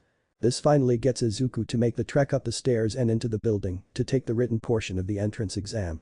As they enter the building, the students are all directed to a large stadium with multiple rows of seats that completely fill the room. Everyone begins taking their seats as Izuku and Kitsuki sit next to each other, while the former tries to find either the girl they met before or the boy with the 2-toned hair. While he couldn't find either student, the ash blonde nudged him as Izuku sees a smile on his face as he points to the stage. His eyes widened as he saw a man with crazy blonde hair that's shaped like a crescent moon. He was wearing red-tinted glasses as his mouth had a big smile on his face and was wearing black etchy clothing. He has a type of radio on his chest as he wears fingerless gloves while marching onto the stage. "What's up, UA candidates? Thanks for tuning into me, your school DJ. Come on and lem hear ya." The voice hero present Mick shouted. Unfortunately, no one made a single sound until Kitsuki and Izuku glanced at each other with mischievous smiles and cried out loud. Whoa. Everyone jumps back from the duo as Present Mick smiles happily. That's more like it. Now, let's talk about how this practical exam is gonna go down, okay? Are you ready? Yeah. Okay. Like your application said, today you rockin' boys and girls will be out there conducting 10-minute mock battles in super hip urban settings. Gird your loins my friends, after I drop the mic here you'll head to your specified battle center. Sound good? Everyone looked at their cards they received before they went through the main doors of the school. Their cards all have a number and a different battle station as Present Mick directs their attention to the large screen behind him. Izuku and Kitsuki looked at their cards and the former had stage A, while the latter had stage B. I see, they're splitting us up so we can't work with any of our friends. The ash blonde stated as Izuku peeked at his own and then his friend. Yeah, you're right. Our examinee numbers are one after the other, but we're assigned to different battle centers. The voice hero once again calls for everyone's attention as he begins explaining the task. The screen shows 4 different types of robots as he begins talking. Okay, let's check out your targets. There are 3 types of foe villains in every battle center, you'll earn points based on their level of difficulty, so better choose wisely. Your goal in this trial is to use your quirk to raise your score by shredding these foe villains like a mid-song guitar solo. But check it, make sure you're keeping things heroic. Attacking other examinees is a you. No, you dig. Present Mick stops when he sees a hand suddenly shoot out of the audience. Excuse me sir, but I have a question. A tall, navy blue-haired, spectacled teenager stands from his seat as the ceiling lamplights point to him. Present Mick allows him to continue as he begins asking his question. On the printout, you've listed 4 types of villains, not 3. With all due respect, if this is an error on official UA material, it is shameful. We are exemplary students, we expect the best from Japan's most notable school. A mistake such as this won't do. Additionally, you two with the ridiculous hairstyles. He then pointed to Izuku and Kitsuki as they raised their eyebrows. You two have been doing nothing but yell out loud. Stop that, if you both can't bother to take this seriously, then leave. You're distracting the rest of us. Izuku's face bristled and Kitsuki's eyes twitched. They were just having fun and going along with Present Mick shouting, no need to be called out for it. Sure, it may be distracting, but it was fun to say the least, and it's a good way to let out some nerves before the exam starts anyway. Already this guy was on both Izuku and Kitsuki's shite list as the latter catches sight of the former's death-chilling glare. At that point, he let him do all the talking. Look, I'm sorry if me and my best friend were distracting some of you, but at least acknowledge the fact that some of us want to ease our nerves. This is the UA entrance exam, so people are in the right to be nervous about these things. And last I checked, Present Mick allowed us to actually let out a few shouts here and there. So I think you should pay attention more and get your head out of the clouds if you think you're in the right. Izuku finished his sentence off with a cold death glare, his hair casting shadows over his eyes, and his voice low enough to send shivers down even the devil's spine. Just ask Kitsuki, whose eyes are closed and if you look carefully, you can see slight trembles. The blue-haired boy and those around him shuddered at the intense glare from the green-haired male as the former sat down in fear of the latter. Present Mick stutters as he regains his voice. Hey, all right, quiet down you crazy examinees. Thanks for calling in with your request, the 4th villain is worth 0 points. That guy's just an obstacle we'll be throwing in your way, there's one in every battle center.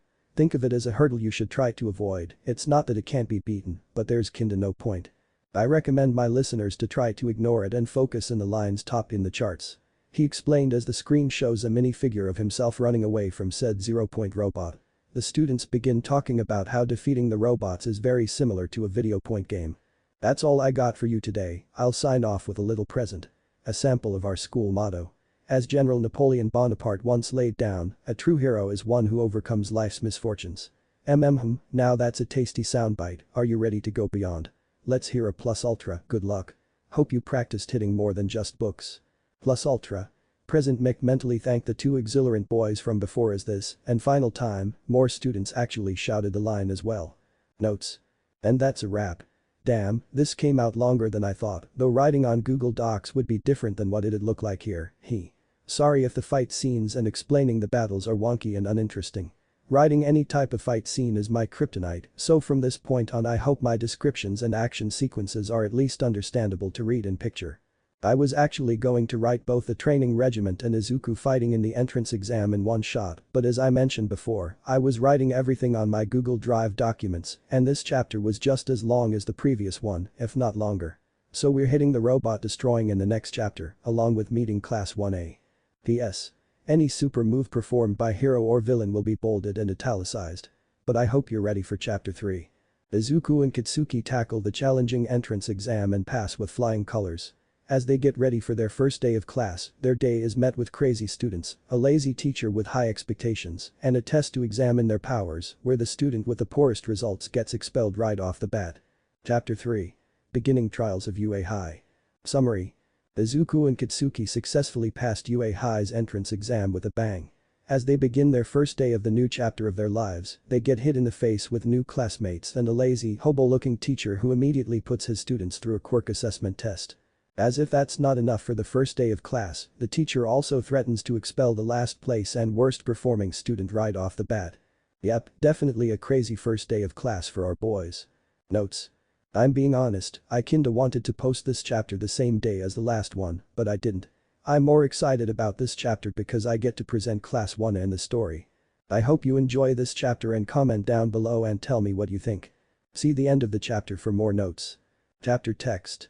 It took the students several hours to complete the written exam, but after they completed the written portion, they were ushered by President Mick to finally take the practical where they would take out robots.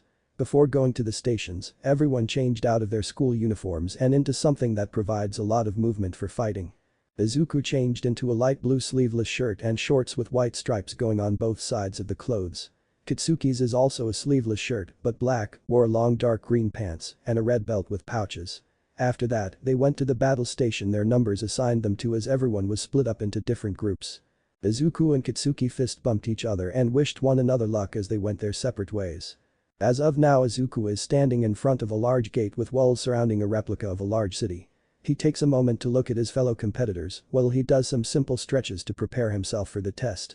However, as he glances at the others he sees the same girl from before who stopped him from tripping over himself at the UA gates. He remembered that neither he nor Kitsuki thanked her for helping him and he tried to walk in order to do so.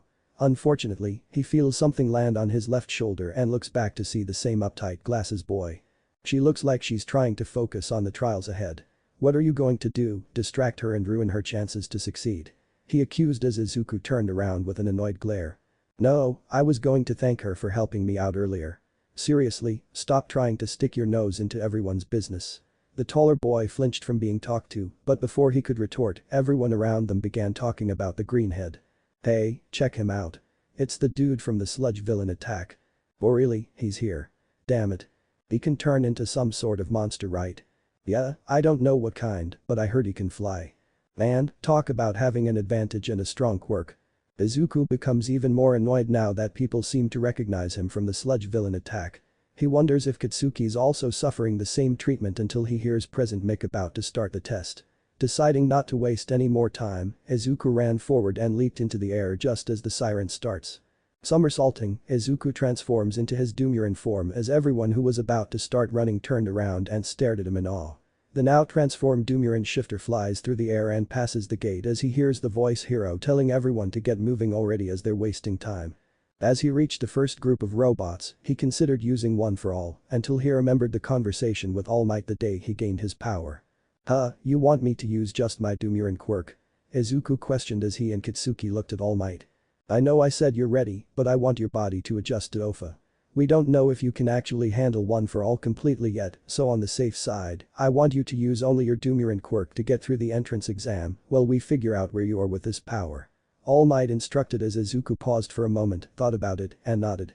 Damn, I wanted to see OFA in action. Kitsuki muttered as he rubbed his head. All Might laughed wholeheartedly as he placed his hands on Izuku and Kitsuki's shoulders.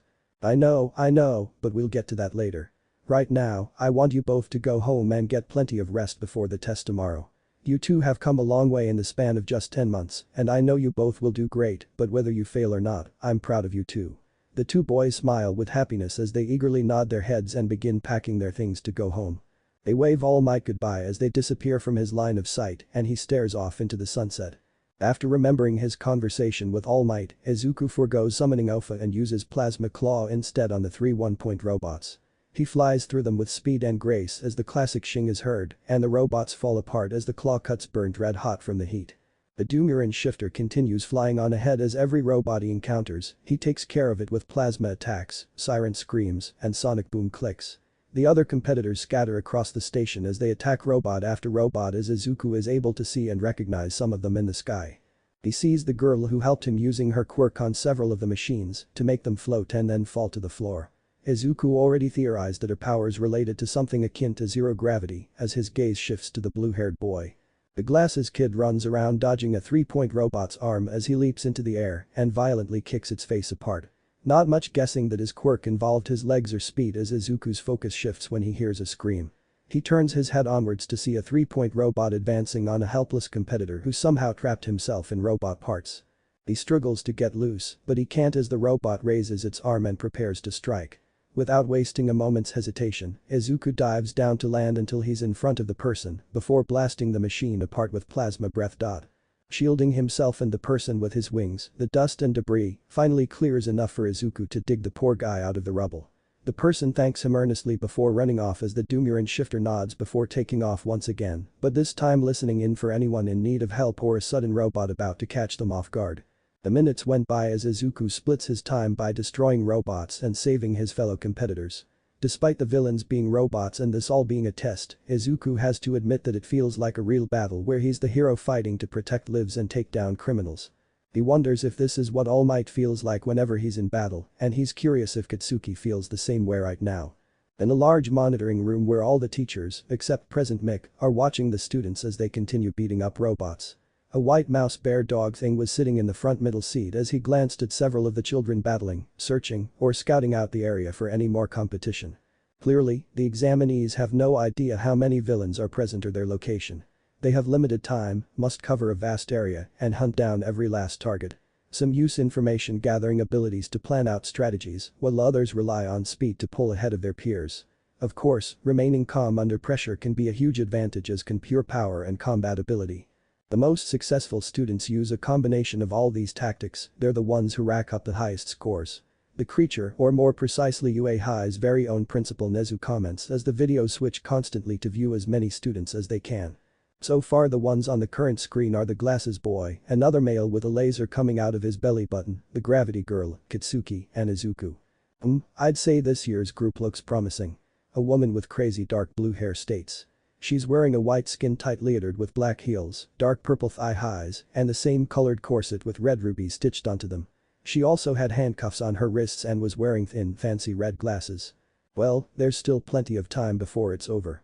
The real test has yet to come, let's see how they react. A cowboy-looking hero says. He had a gas mask with fancy light purple ropes coming from both sides, a mustard beige poncho that covered almost his entire body, beige baggy pants, light brown gloves, and cowboy-style boots. His right hand comes out of his poncho as he holds a trigger and presses the button.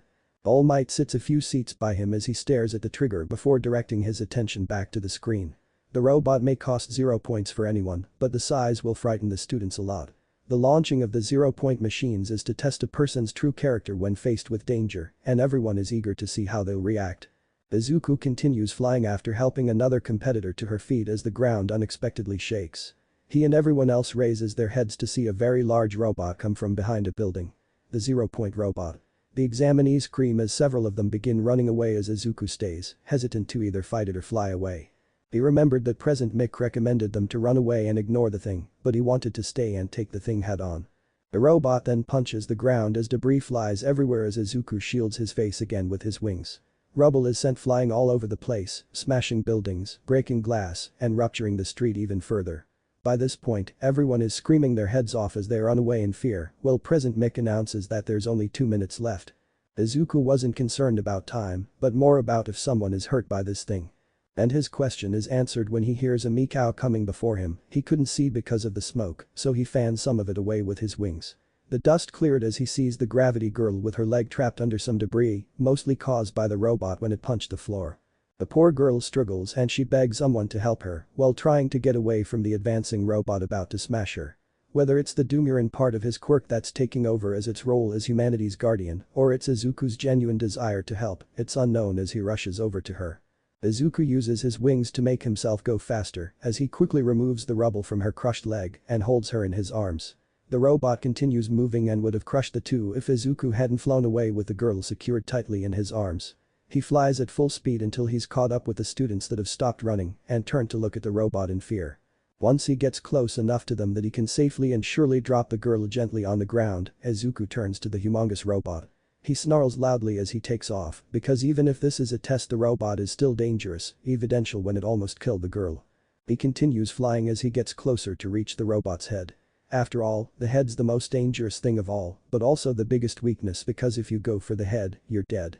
Aggression, fear, and protectiveness flared within him, the same feelings that appeared when he saw Katsuki held in the slime villain's grip that day.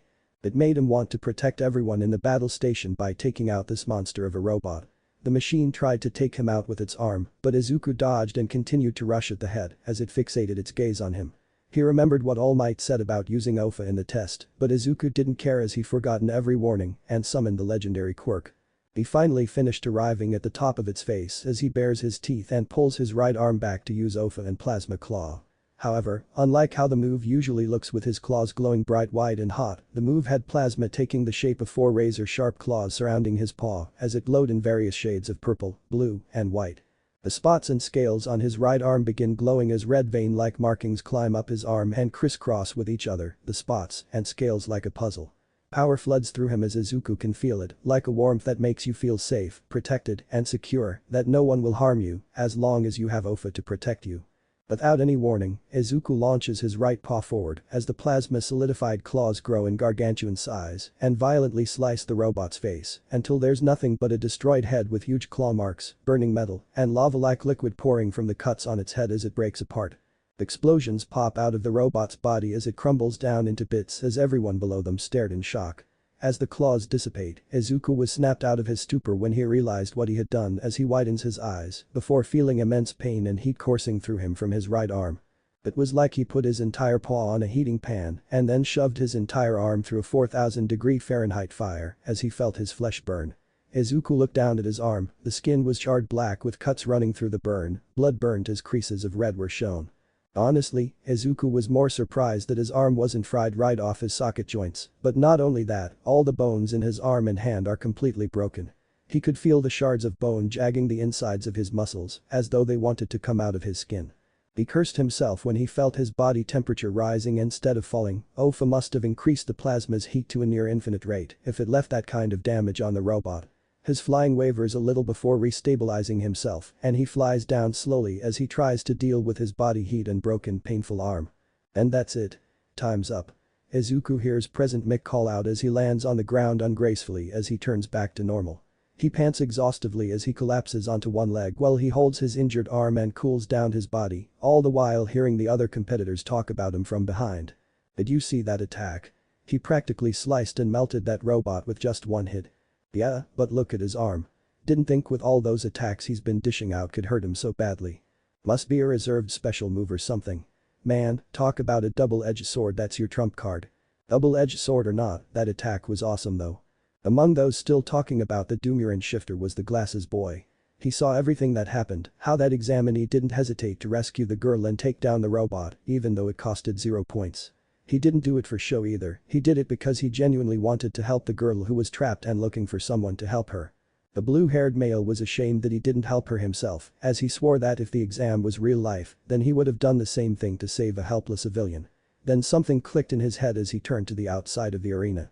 The judges were sure to have seen his action, so does that mean the boy knew that they were watching him and that unleashing the enormous robot was a test of character? Very nice, good work all around. You're heroes in my eyes, every one of you. Here, reward yourselves, have some gummies, but don't eat them all at once. A very short elderly woman said as she uses a cane that resembles a syringe as the examinees make a path for her. While walking she gives some gummy bears to a male student who takes it awkwardly and nicely. Oh my goodness, you were hurt this badly by your own quirk, sonny. Gimme some sugar. She stops in front of Izuku and motions for him to kneel as she kisses his forehead gently. Everyone around them looks aghast by her action, but the boy with the belly button laser reveals her identity. That mademoiselle, she's the heart of UA. You're watching a school nurse in action. The youthful heroine. Recovery girl. Her quirk is Tress' awesome boost of healing power, she's the only reason UA can hold these reckless exams. Look, she's saving him months of recovery time. She leans away from the green head as he glows a light green aura. He looks at his right arm and sees the charred skin become its normal healthy color. The broken bones, twisted fingers and bent arm turned back to its original form as though the attack hadn't taken a toll on his arm at all. The pain slowly went away but as it went, he felt exhausted afterwards. He shouldn't feel so exhausted though, he barely broke a sweat in just 10 minutes until he remembered that recovery girl's power drains stamina in order to heal a person's injury. Izuku stared at her as she checked on anyone who was possibly injured, especially the girl that was trapped before. As much as Izuku wanted to see if the girl was alright, he decided she was in good hands and wanted to see if either he or Katsuki passed the exam. 4 days have passed with no notice from UA High for either Katsuki or Izuku, as the teachers and judges need to take time to figure out who's worth being a student at the best hero school in all of Japan. While the two are sure to have passed the written part of the exam as they studied extremely hard for it, they wondered how the practical exam would turn out. Like Izuku, Katsuki had also taken out robots and saved some of the examinees who were stupid or reckless, like he's wont to talk about doing something stupid or reckless. He also took out a 0-point robot himself, but unlike Izuku's severe injury, all Katsuki had were sore, aching arms. Lucky bastard, Izuku thought. At the moment, Izuku is eating lunch with his mother until he gets a message from Katsuki that his letter from UA had arrived. Izuku and Inko encouraged Katsuki to open it, but he wanted to wait until Izuku got his so they can open them together. But Tsuki and Masaru didn't object as they and Inko agreed to do it at the Bakugo residence, since the last time they visited, it was at the Midoriya apartment. They've always done their hangouts in a pattern. It wasn't until much later in the day that Izuku's letter finally came but it was late, so everyone agreed to do it tomorrow morning. Plus, it'd give the parents time to get their things for you. High if they did it that early in the day. The said day, Izuku and Inko washed up, ate breakfast, and drove out to meet with the Bakugo family in their house, as Katsuki practically bursted out of the house door and dragged Izuku and Inko inside. Mitsuki and Masaru scolded him, but he apologized as he was anxious to see how they did. After things got settled, the two pull out their letters, took a deep breath, and opened them to find unique discs falling out of them. Everyone stared in shock before the two boys pressed the buttons and 2 holographic screens of All Might in a yellow work suit and a gold and red fancy background behind him. Booyah. I am here as a projection now. All Might shouted as Izuku and Katsuki widened their eyes. Wait, All Might is giving a message. Does that mean? I know it's been a while, but with great power comes a great amount of paperwork, my apologies, young man. The truth is, I didn't come to this city just to fight villains, you're looking at the newest UA faculty member. Wait, All Might is working at UA High. Izuku and Katsuki's eyes become even larger as their parents also widen their eyes. Though the adults can tell that the boys are very excited about this as their hairs are shaking a little and they smirk at them. Alright, moving on. You have passed the written exam portion with very impressive scores, might I add some of the best. Izuku and Katsuki's parents smiled at each other while said kids blushed at the praise. For the practical part, you did an outstanding job in not just defeating robots, but also another factor thrown into it. You were incredible and your actions inspire people as the practical part wasn't graded on combat alone. How could a hero course reject someone who is committed to saving others, no matter the consequence to him or herself? After all, that's what makes a hero, and that's what my alma mater is all about. Training those who would risk their lives for the greater good, so we had rescue points. A panel of judges watches and they award points for heroic acts beyond just fighting villains. The screen splits up into mini screens to show Izuku and Katsuki fighting robots and saving lives, the most prominent however, were both boys taking out the 0-point robots. Izuku looked at Katsuki in wonder as the ash blonde blushed and tried to pull a smug look but failed. The greenette playfully pushed him until Inko and Mitsuki touched their shoulders as the screen turned into a scoring board. Izuku was in first place with 85 villain points and 65 rescue points, while Katsuki was second place with 75 points and 50 rescue points. Welcome Izuku Katsuki, you have made it. Come to our Hero Academia. The screen of All Might giving them a thumbs up then turns into fireworks as Inko, Mitsuki, and Masaru happily hug the two boys as they cheered. The two did it. They made it into UA High. It was a time for celebration, so they decided to go out once again at a famous restaurant that they're extremely familiar with. They also contacted Yubi and Ine to come as they also managed to get into their desired high schools as well. The day was crazy as everyone began talking about uniforms, school supplies, hero outfits, classes they'll take, the people they'll meet, and everything else. It was like the first day of school when they were little kids, it was hectic. But Izuku and Katsuki consider this day to be better than their other days, as it's a day to be happy and get ready to go to UA High. The last few days of middle school weren't interesting as everyone congratulated Izuku and Katsuki for making it into UA High. It was tiring to be in middle school, but they managed to get by as they have to get things ready for high school, the real challenge that awaits the two boys. Everything passed by so quickly as Yubi and Ine tearfully said their goodbyes to Izuku and Kitsuki as they separated and won't see each other for a while, but this isn't the last time they'll meet up though. At the moment, Kitsuki was spending Friday and Saturday night at Inko and Izuku's apartment. He was making the two his favorite curry to try something else besides katsudon in the household. He had finished making 3 bowls of curry and cleaning up the kitchen counter that he went out to try and find Inko and Izuku. Just as he was about to call out, he saw a door near the bathroom open and peeks inside to find the two praying in front of the shrine dedicated to Hisashi. Kitsuki steps away and looks on, not wanting to interrupt the moment. After a few minutes the two stand and finally see the ash blonde. Didn't want to intrude, but the food's ready. He rubbed his head awkwardly as he blushed as Inko and Izuku smiled tenderly. The mother patted his head as he closed his red eyes cutely. "You're so sweet, Kaken. Thank you for your consideration, I can't wait to try your curry again. It's been a while. You had it 2 weeks ago, Auntie Inko." "I know, I'm just playing with you." The two walked off, but Kitsuki remained in place. "Kitsuki? Can I use the room for something?" He pointed to the shrine of Hisashi as Inko and Izuku realized that he wanted to pray as well and smiled. "Sure, we'll wait for you." Izuku waved, but Kitsuki brushed him off. "Nah, don't want your food to get cold. Eat before me, it'll be fine." He walked inside and closed the door without giving either Midoriya a chance to reply. With that, the two walked off as Kitsuki sat on the mat in front of the shrine. The shrine was a traditional tamaya, with flowers and incense smoke sticks plunged into small pots in front of a portrait of Hisashi Midoriya. He did the traditional bowing in front of the shrine before opening his mouth to talk. "Hey Uncle Hisashi, this is awkward and Izuku did it. We made it to UA High, our dream school. It's crazy and we're crazy happy about it, a lot of celebrating too. Mom and Dad are doing fine, Mom's doing fashion and all that and is going crazy on making me and Izuku's hero costumes. Dad's making music as always, interesting stuff even though I don't get a lot of it. Yubi and Ine are doing fine too, they got into their schools and we'll all try to keep in touch later on." He paused for a moment before talking again. "I'm going to be a pro, I'll protect lives and beat bad guys so hard they'll be knocked back to Timbuktu. I'm going to be a strong hero with Izuku and we'll be the best hero team you could imagine. Also, I'll look after Auntie Inko and Izuku for you, that I promise, so watch us Uncle Hisashi." He declared as he clenched his fists before putting his hands together to bow respectively one last time and then stood to leave.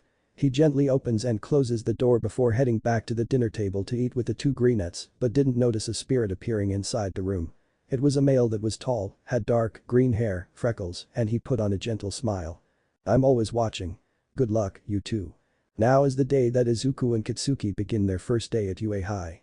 They're dressed in UA clothing consisting of button-up white shirt, gray jacket with blue-green stripes on the shoulders, inside of the jacket, and arm cuffs, a red tie, and dark blue-green pants.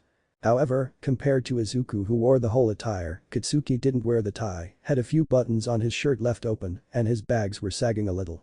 They were standing outside of the Midoriya apartment as their parents were excitedly taking pictures despite the boys' insistence that they'll be late on the first day. "Mom, Auntie Mitsuki, and Uncle Masaru, we're going to be late." "Come on you two, just one more." "That's what you said the last 20. Damn it, I do not want to be late on our first day." Another 10 photos passed that the boys were finally let go by their parents to leave, but not with a few tears and snot escaping their faces every here and there. Mitsuki nagged Kitsuki while Masaru sobbed while shouting out praises as their son made a cringy smile at the affection. Inko and Izuku's affectionate hug was less enthusiastic as they just stood there and then released each other. Inko's eyes had tears running down her face as she gently rubs her hand on Izuku's face. "Look at you, my baby, all grown up. Hisashi would be so proud." She muttered as Izuku's own eyes began to well up with tears. Kitsuki looked over and smiled as the two families finally let the new UA High students leave as they all waved to each other goodbye until they meet up at the restaurant again for celebration. It took them 20 minutes on the train to make it through the city and another 10 minutes to walk on foot to the high school as other students also made their way into the school.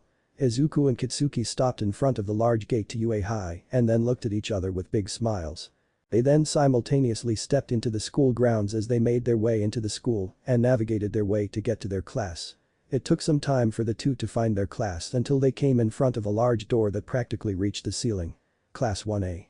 They looked at each other once again before nodding as Izuku reached and pulled the door over to his right slightly. They saw a bunch of students have taken over most of the seats as their new classmates stared at the new pair of arrivals.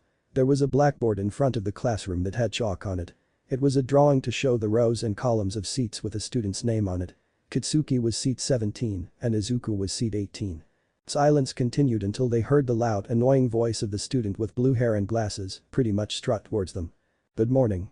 My name is Tenya Iida from Same Academy and I can't wait to eagerly work with you as UA students." He addressed loudly as he chopped the air with his arms. Was he a robot or something? Izuku and Kitsuki looked at each other for the third time as they seemingly asked themselves that question before the former shook hands with Iida. Hey, my name's Izuku Midoriya and this is my best friend Kitsuki Bakugo." He motioned to the ash blonde as he begrudgingly shook hands with the spectacled boy. "Midoriya, you knew that there was something more to the practical exam, didn't you? You must be very perceptive and I completely misjudged you. I admit as a student you're far superior to me." He bashfully stated as Izuku and Kitsuki looked at one another for the fourth time today as they shrugged their shoulders and had faces of confusion. "What? I didn't know anything about the practical exam. And I'm not superior to you or anyone else. Yeah, are you making up nonsense or something?" Izuku and Kitsuki asked as Iida looked at them again. "But didn't you save that girl because you knew the 0-point robot being unleashed was a test of character?" "What? No, I just wanted to beat that thing and save the girl because it could have hurt her. I didn't know there was any test of character or something," Izuku explained. "Oh, I see. Nonetheless, you did an immensely heroic act while I cowardly ran away. Once again, you have the essence of a true hero, Midoriya," Iida boldly shouted as Izuku looked around the classroom and outside the halls. This was so awkward and it was good luck that no one was outside. He gently pushed Iida inside as Kitsuki tried to close the door until he saw the familiar brown hair and round face that he and Izuku met outside the entrance. "Iida, can you keep your voice down? This is really embarrassing." "Apologies, I'm sorry for your discomfort." "Yeah, I get it, but can you please drop the subject and..." "Hey, I recognize those crazy hairstyles. Dragon and porcupine boys." A girl's voice rang out as the three males turned to see the girl that Izuku rescued during the robot test now entering the classroom. She had the same uniform on like the boys but was wearing a dark blue-green skirt and leggings instead. "Dragon and porcupine boys?" Kitsuki questioned as she turned to him. "Sorry, I don't know your names, but your hair is so spiky that it looks like a porcupine and your friend there can turn into a dragon. By the way, thanks for saving me and that attack you used to take out the big robot was so awesome. That slash was amazing and in just one hit." She eagerly made clawing motions up and down as shouts of excitement and amazement rose up in the class at the word dragon. "Whoa, a dragon, seriously? That's so manly. Like the Dragoon hero. Ryukyu. She's so hot." "Quiet down, please, you could disturb the other classrooms." Tenya tried to control the situation as the girl blushed from the commotion she caused. Izuku tried to quiet down the class too, while Kitsuki just looked at the girl in amusement. "He doesn't turn into a dragon, it's a..." Kitsuki tried to correct her but was cut off by a blunt and tired voice from behind the girl. "If you're just here to make friends then you can pack up your stuff now." Everyone then looked behind her and saw a man with dark eye bags, shaggy black hair, a gray scarf, yellow goggles, and was inside a yellow sleeping bag. Was he a caterpillar man or what? Who is he, and if he's a pro then why is he so tired out? "Welcome to UAS Hero Course," the caterpillar man said unenthusiastically as he zipped some part of his bag to bring out a jelly pouch to lightly suck on. Izuku, Kitsuki, Tenya, and the girl stare at the man in shock, confusion, and were just weirded out by the guy. He then stood up and got out of his sleeping bag. "It took 15 seconds for all of you to shut up, that's not gonna work. Time is precious, rational students would understand that. Hello, I'm Shota Izawa, your teacher." He bluntly stated as the students took time to process it until he took out a blue gym uniform with white and red stripes that had the UA letters on it from his sleeping bag. "Right, let's get to it, put these on and head outside." He leaves little room for debate as he ushers the students out of the classroom and to go to the changing rooms. Izuku and Kitsuki quickly go to the far seats in the room that were near the walls. There were 2 seats left open behind a seemingly invisible girl as she was wearing the UA uniform. They quickly put their bags on the seats to let the room know that the seats are now theirs. Everyone leaves the class until Izuku stops and recognizes the student with the red and white split hair. He was sitting in the 3rd row, 5th seat as he walked off and out of the classroom by the back door. Izuku stared until he realized that he's going to be the last one in the classroom and followed the others by the front door. Izawa led the students to the boys and girls changing rooms as everyone got settled in and entered their respective rooms. Izuku and Kitsuki head inside and see that there were 14 pairs of the gym uniforms on the benches in front of the green lockers. They were all different sizes and had accommodations to each one to suit the person's quirk. Everyone took a uniform and chose a locker to change as they all got to it. While doing so, Izuku could feel eyes looking at him and he slightly glanced behind him to see the red and white-haired boy staring at him. The dual-colored male turns back to changing his attire as Izuku shrugs the thing off and does so too.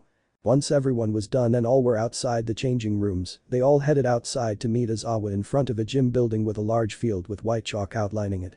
It looked like a regular physical training station as their homeroom teacher explained that they're going to have a quirk assessment test, to their surprise. But orientation, we're going to miss it. The brunette tried to reason with their teacher, but he scoffed it off.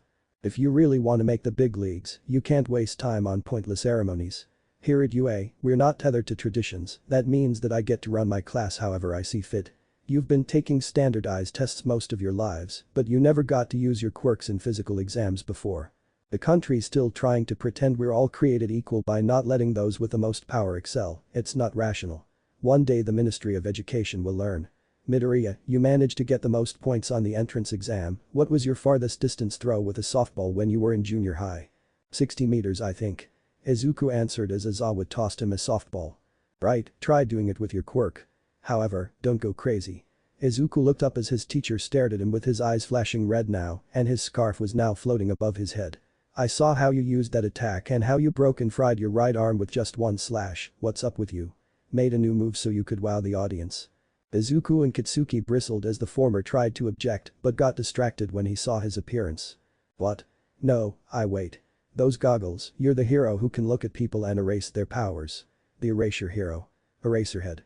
He announced as Katsuki's eyes widened but their classmates all turned to each other and were questioning who he was. Eraserhead is an underground hero who preferred to stay out of the spotlight, so it was understandable that a lot of people don't know him. Yeah, I'm Eraserhead for those who do or don't know me. Anyway, Midoriya, I don't know what happened that caused your right arm to break, but if things go messy again like that attack, I won't hesitate to take you out if things go wrong.